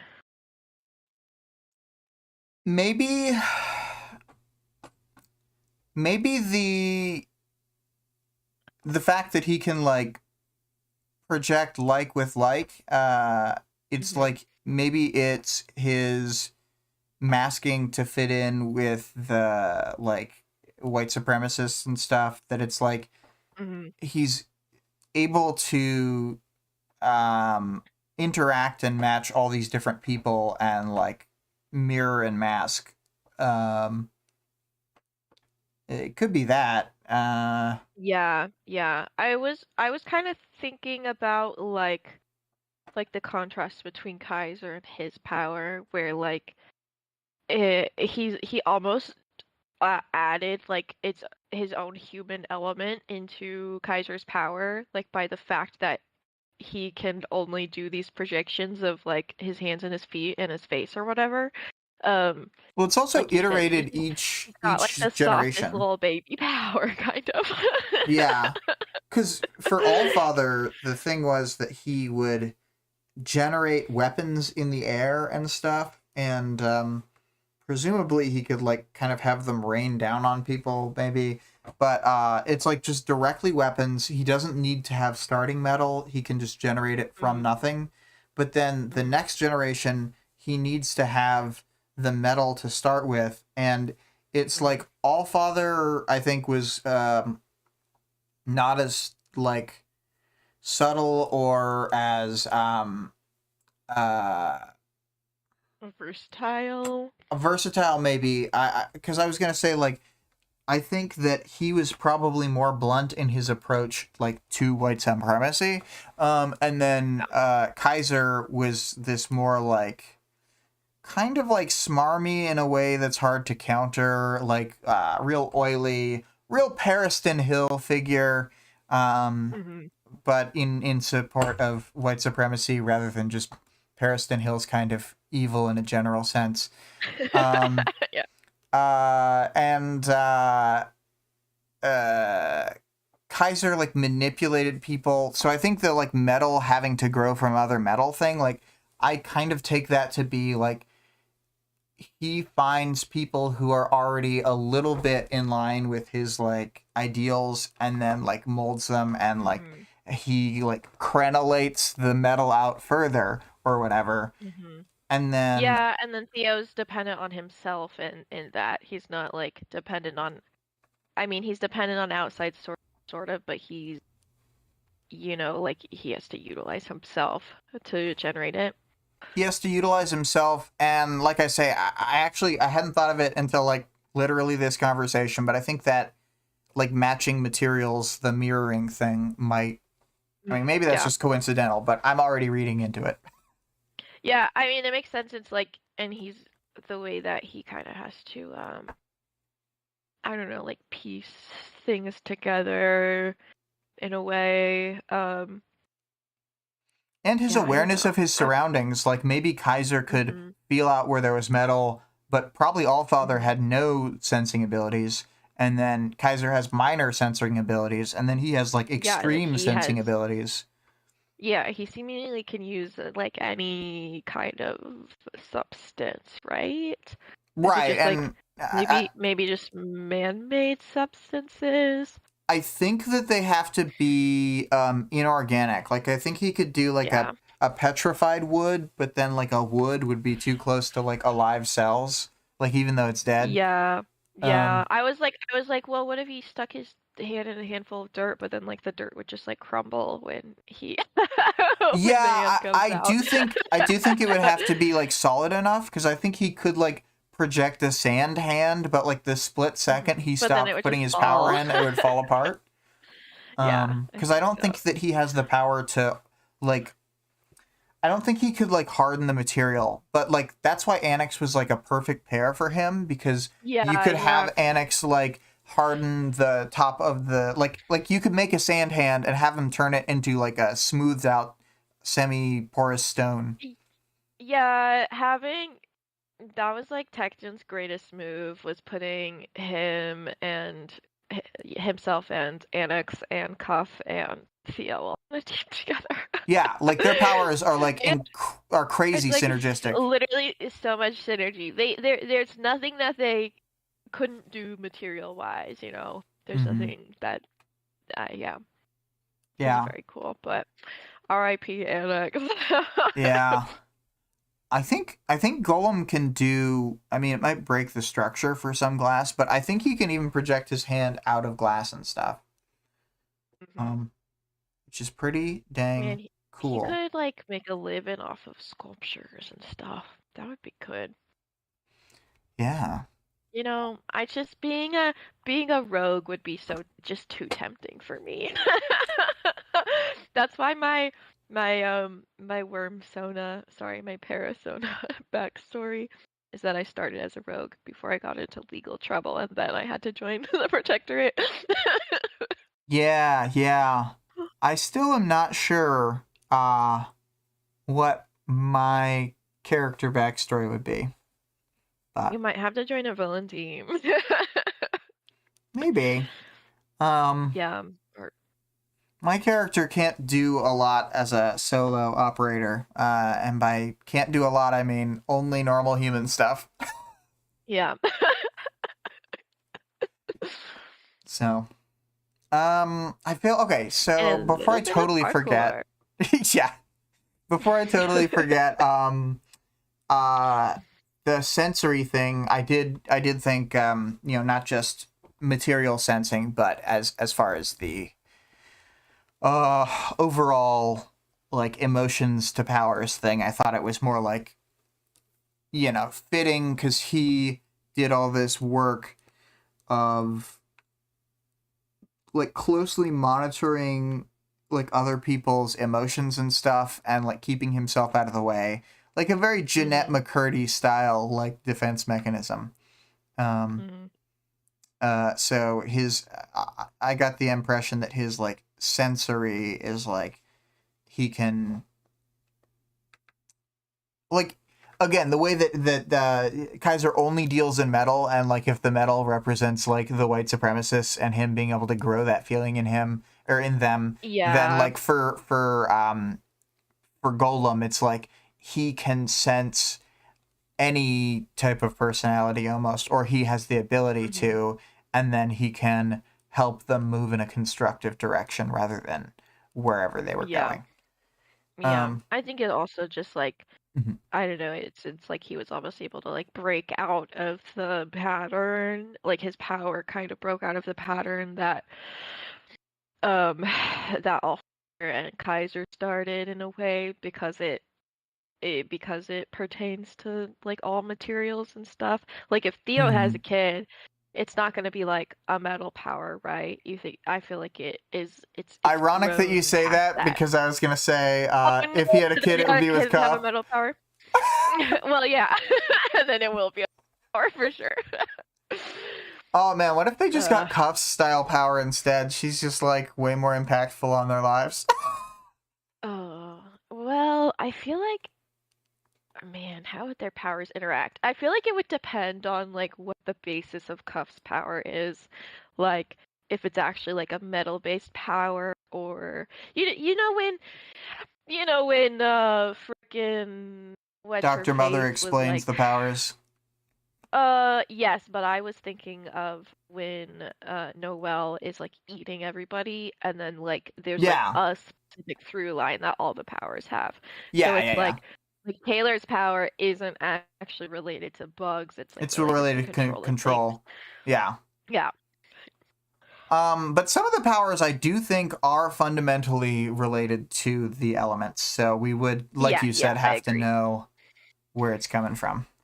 Yeah. Although I think Dr. Mother also gives a really great explanation, like of the core of the powers. She's like, this Mhm. formula, say, would have a 95% chance to give you an acid-based power. And then she keeps being Yeah. like, I don't want acid. Stop talking about acid. Please, not acid powers.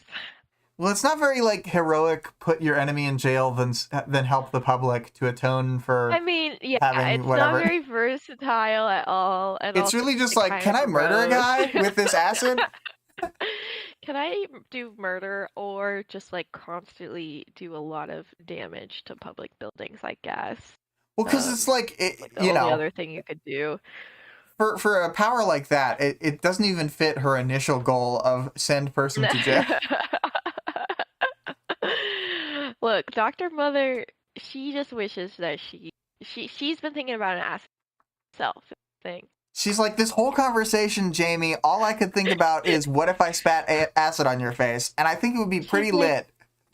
I think it would have been pretty fucking cool, man. Oh, Dr. Mother. Oh my god. Oh, Oh, also she for got as a one battery power, battery acid. Oh, it's so obvious. Oh no. She could have still been called Battery and then they still could have done the whole assault and battery. Mm. Oh boy. Um Also, as far as I had one more powers, knowledge, and world building. There's this Yes. part I should have revisited it to make sure that my assessment of this was correct. Frickin' Taylor okay, she's standing there. She's like, teleport us all out, Defiant. And Defiant's like, oh, well, I don't really want to like use other people's tinker tech. And she's like, don't worry, I have a solution. I'll point the way. And then he teleports her out. And so I was like, did Taylor just leave like a trail of bugs on the floor? And then like, and then like, they just like start wandering, and Defiant just has to fucking follow it. Yeah. Well, Yeah. we can remember that when she is using bugs, unless she like puts them back on their basic instincts, they will actually maintain whatever her last command was, even if she's like killed or disappeared from reality. So if she says like go into these arrows and then stand perfectly still, Yeah, they can yeah. do that. But it's weird because like she doesn't do that with Fierce A. I don't understand. I think it maybe was an oversight on Wildbow's part, Well, but I don't remember her getting put in a pocket dimension and being too. I feel like it's a range thing. If I think that if her subconscious is within the range, then they'll keep doing it. oh, But I thought if that she's outside of the range, well, because then they can't. she says like several times like it would seal their fate if they killed me. The bugs would keep attacking. Ooh, yeah, I guess so. I know it's a little inconsistent, but I think that the way that it's presented more often is that she can give orders to bugs that overwrite their instincts and stick. Yeah, I mean, I think it depends on like how she's initiating it. I feel like if like the bug is like identified that this person is a threat to it or whatever, then like even if she dies on if it's like, a fucking wasp, then it'll just keep going. Mm-hmm. Yeah. Um. Yeah. But I think it would work. I think that she has the capability to do the overwrite instinct thing and Well, make them I align. just think it's like even if it didn't work, then I was like she would probably just like use specifically ants and then like put them in a line and then the ants will stay in that line. Well, yeah, that's something funny too. Is if she did ants and they did Taylor's just like kind of a the freak, right kind of so she'll pheromone. just do whatever. Yeah, yeah. Yeah. Like ants love pheromone trails. You can like literally like plot down pheromone trails and you'll just watch. They'll just swarm the line. Yeah, yeah. I feel like that's what she would do if like really necessary, because she's just such a weirdo. All the Tinker Tech would have like a line to it with like there's food here dots, and they'd just be like, there's Oh my food along God. these dots. Defiant like gets in the fucking giant mech or whatever, and it's Ah, just it's full full of of ants. ants, and he's like, he finds like a piece of like cake that Taylor left in there for them, and it's like, Ah, they're she eating didn't the even use stale pepper. cake. She just put food in here. Why did you use cockroaches to cart the stale cake in there? Why didn't you just make the ants walk there? I think that's actually how Taylor's power works. It's not that she's like pushing in directives into the bugs' minds. It's that she's like using a pocket dimension to like put different smells of like food and things in front or behind them. Definitely, that's for sure what's happening. That's what's happening. That was what her power would have been like before the second trigger. Yeah, it was way less controlled. They would just It's way they less just controlled, and throw all that old it food was behind the just people. all she could do was make ants hallucinate pictures of cake. It was actually really effective. It was too good. It was Too too deadly. effective that it made her trigger a second time. Yeah, she's like, I gotta tone this down. I'll never be able to Oh my God. non-lethally fight. I just make all my enemies look like big picnic baskets. And they Yeah. go crazy. Uh, Okay. That's all I have for knowledge powers and world building. we We'll did. talk more about Scion, I guess, next chapter. I did want to do the quick I don't think we read this bit that you grabbed out, but it's reinforcements. Call in the big guns. With Jack close, that's against the quarantine. Dinah, does it improve our chances, everyone's chances, as far as the end of the world scenario? Yes, a lot. She sounded genuinely surprised. 20. Yeah. And We'll keep our eye out for what those big guns are. yeah, I think that it's mostly in this battlefield referring to the Numberman and Contessa. But yeah, I do think it's crazy that harbingers weren't here, then maybe we would call in the number. Yeah, exactly. Stupid harbingers. He should feel bad. He does feel bad, I think, not in the way that it's like, oh no, I caused this, but he feels emotional distress at having clones, so he lives to suffer. Good. He suffers. Okay, good. Yeah. I mean, also, is there was he a teenager when they started the Slaughterhouse 9? Why are they teenagers? I think that he and Jack were somewhere between 13 and 15. Yeah. Oh my god, I can't believe Jack was so stupid for so long.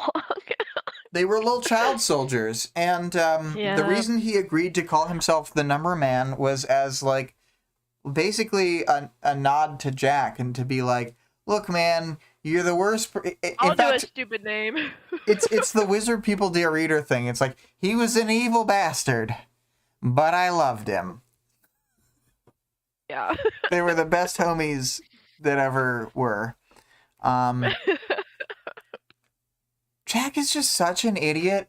And there's a moment in there's a flashback at one point. There's a moment where you're like, oh man, in the 2 seconds after King dies, it seems like Jack could turn things around. It really reminds me of there's this weird feeling where I actually do think that Star Wars 3 is really good at one specific thing, that is that when I'm watching it, literally every time my brain does this thing where I'm like, but what if he didn't turn evil this time?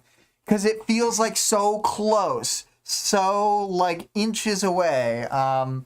And Jack feels like that, where it's just what if he didn't turn evil? And then he does, 3 or 4 seconds later. And it's like, God damn it.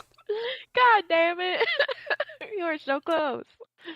Because, he's literally now that we're out from under the thumb of King, we'll get to do whatever we want. And then he's like, I just do all the same stuff King did. So stupid. I'm reading this comment from August 6, 2013. Oh my god. Scipio says, shit, they got Scion. I would have thought Scion would be able to escape. I guess Grey Boy is just that fucking broken. This person commented, or maybe someone has to tell Scion to break free because he doesn't think much for himself. And then the somebody else replied, that would be hilarious, ... but not sure if I'd buy it. Still hilarious. I like the not sure if I'd buy it.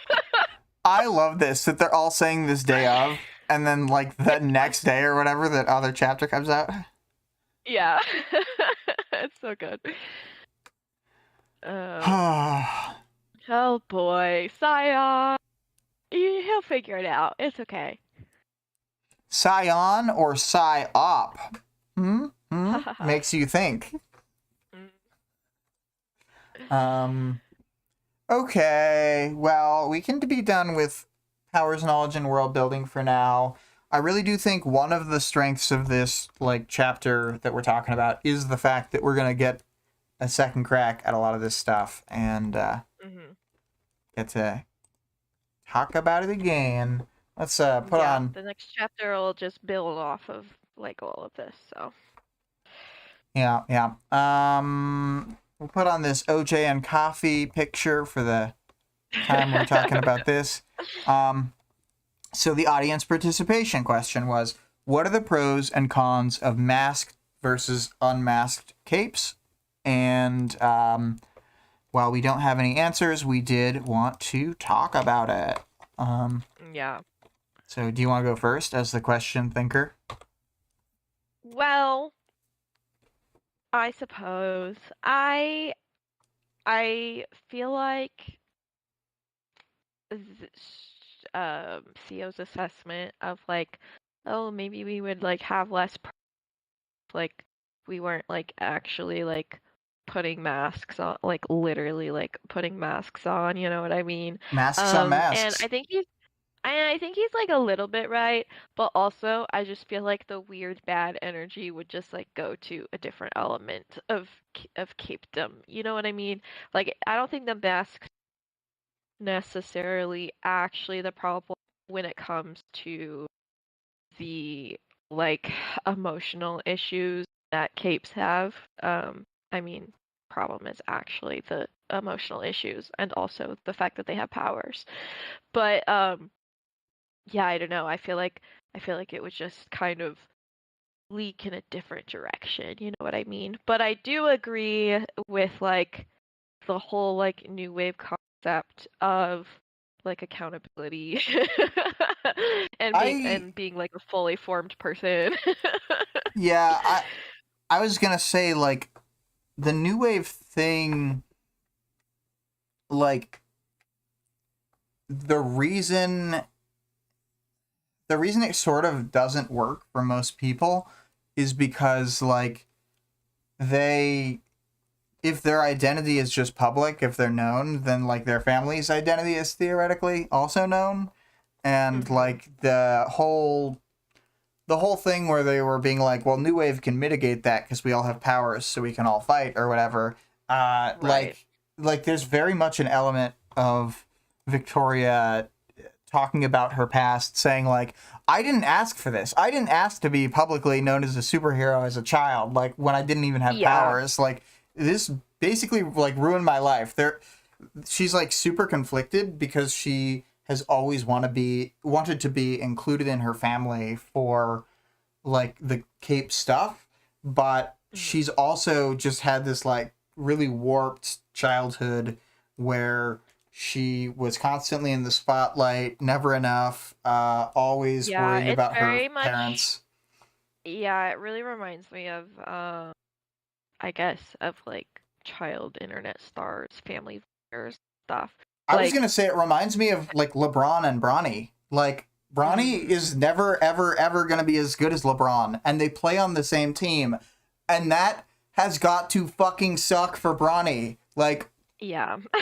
for real, like people just always judging him against his dad, like forever, and Mhm. it's like, oh, he couldn't even be on a different team. Yeah, I feel like it just well, like you said that it's only like safe unmasked if your family is like all powers, but then it's like then you're making that decision prematurely for your children and oh man, is it even responsible to have children if you have powers? No, I'm sure it's fine. You know, like the second generation and third generation do seem to have like less emotional problems. Yeah. I actually do Like think less that emotional like problems, but their emotional problems mostly just come from being a cape. yeah, and a lot of their I feel like even people like Taylor, who is not technically a second generation, but like the power left her dad to get to her because, Mhm. but so it's like not initially attached. It's like whenever they don't have an initial power that really matches them, then it kind of like is tempered to a certain degree. Like Mhm. Yeah. the cauldron powers do their best to match to fit the mindset of the person they're getting attached to, and then they also sort of mold that person to a certain degree.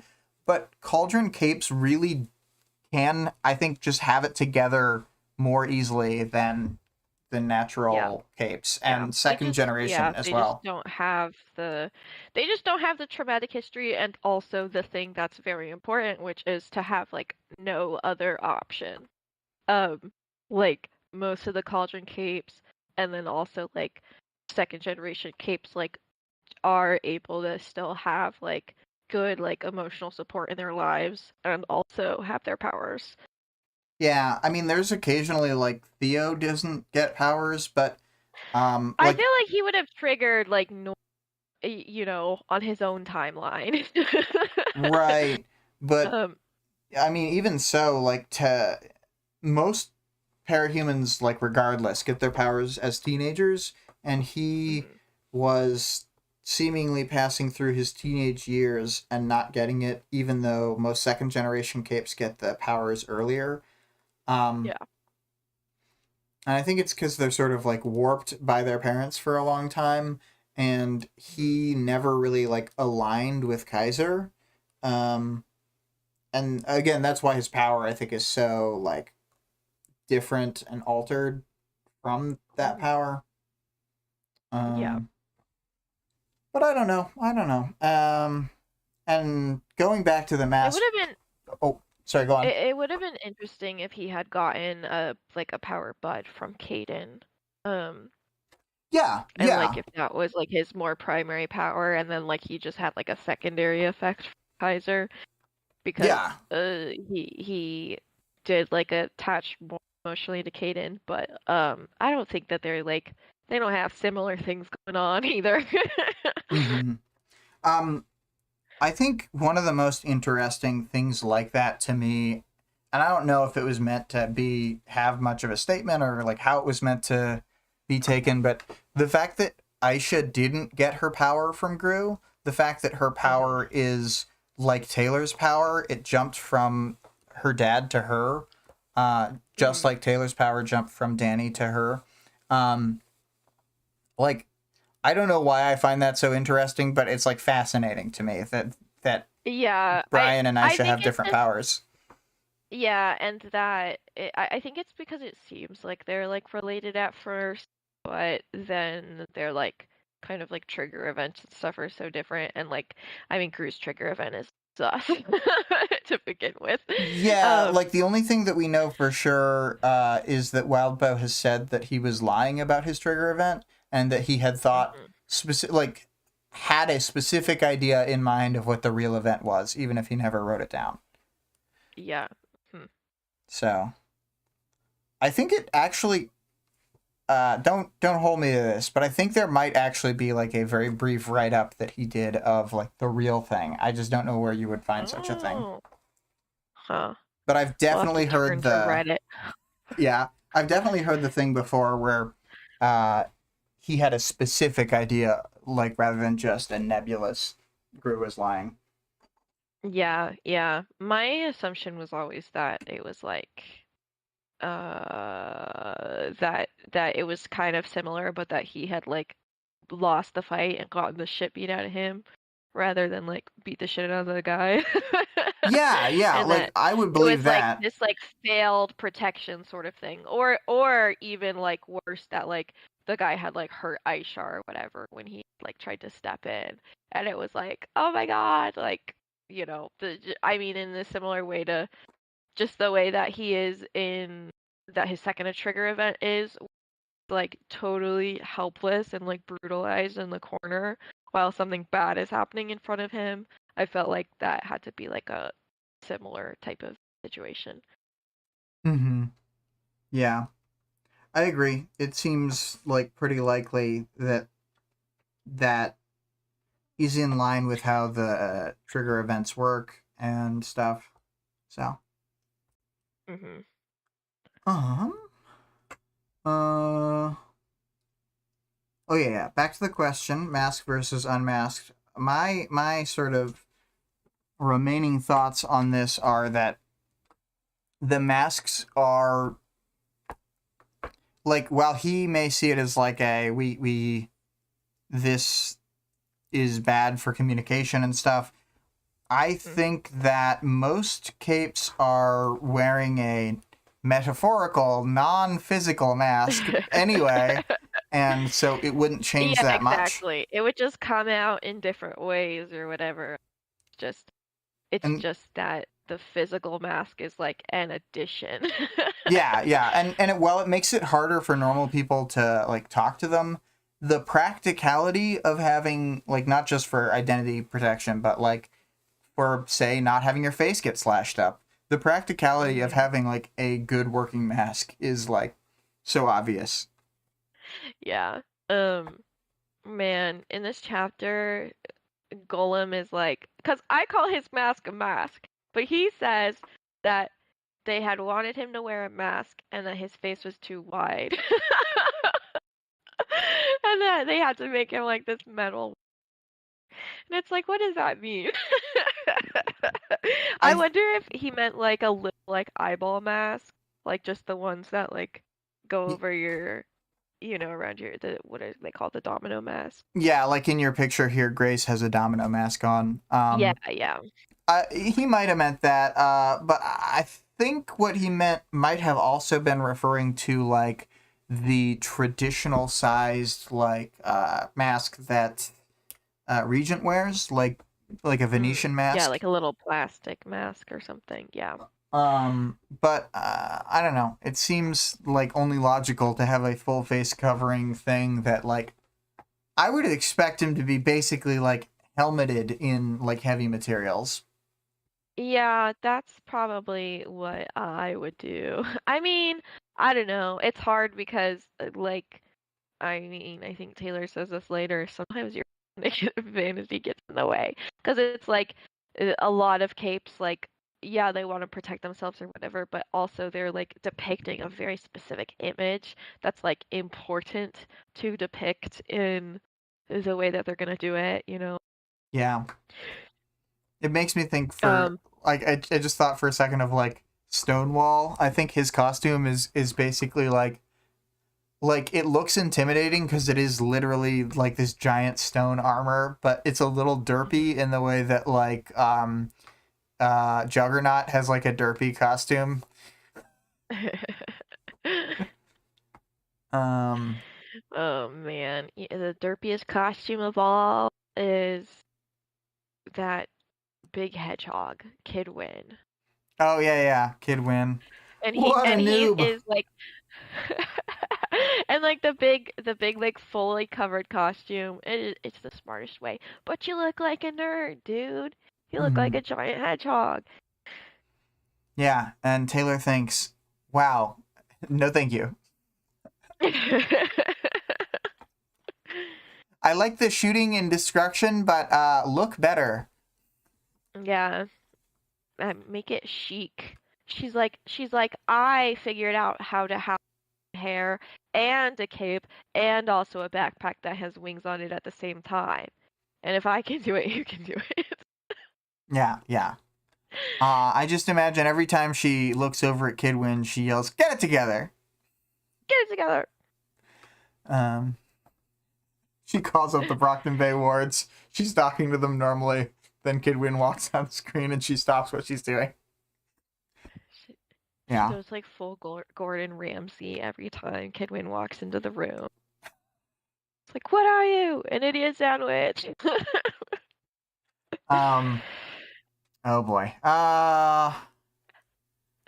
Well, we didn't quite think of a question for 26.b while we were thinking of it. We did talk through it a lot, and we will do our best to have one ready Mhm. for the next Yep. episode. Um, cool. Do we have any other final thoughts that we want to give? Um, if you're interested in reading other types of things, you can check out my YouTube channel at Plebeian Reads. That's Plebean.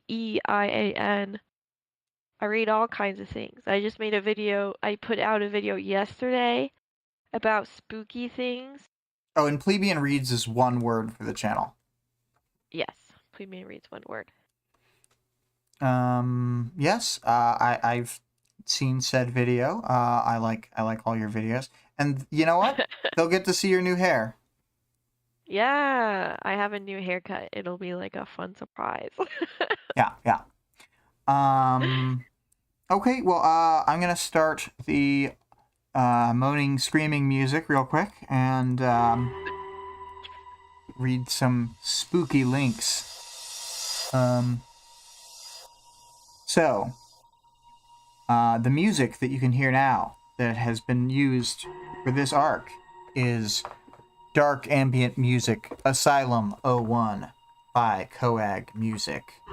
And then that link, as well as the others, can be found in the stream description. And then the channel description will have all the other links, like our Discord server link, the Patreon for Wildbow, which is patreon.com/wildbow, the full text of the work, which you can find at parahumans.wordpress.com, and the entire fan-made audiobook at audioworm.rain-online.org. And, one final note on the chapter is that the audiobook for this chapter, I think that the reader for the 2 Golem chapters has, like, a perfect demeanor for Golem's, like, stressed out, hunched up way. Yeah. All right. Cheers for the stream, Greg. We'll see all you cool cats next time.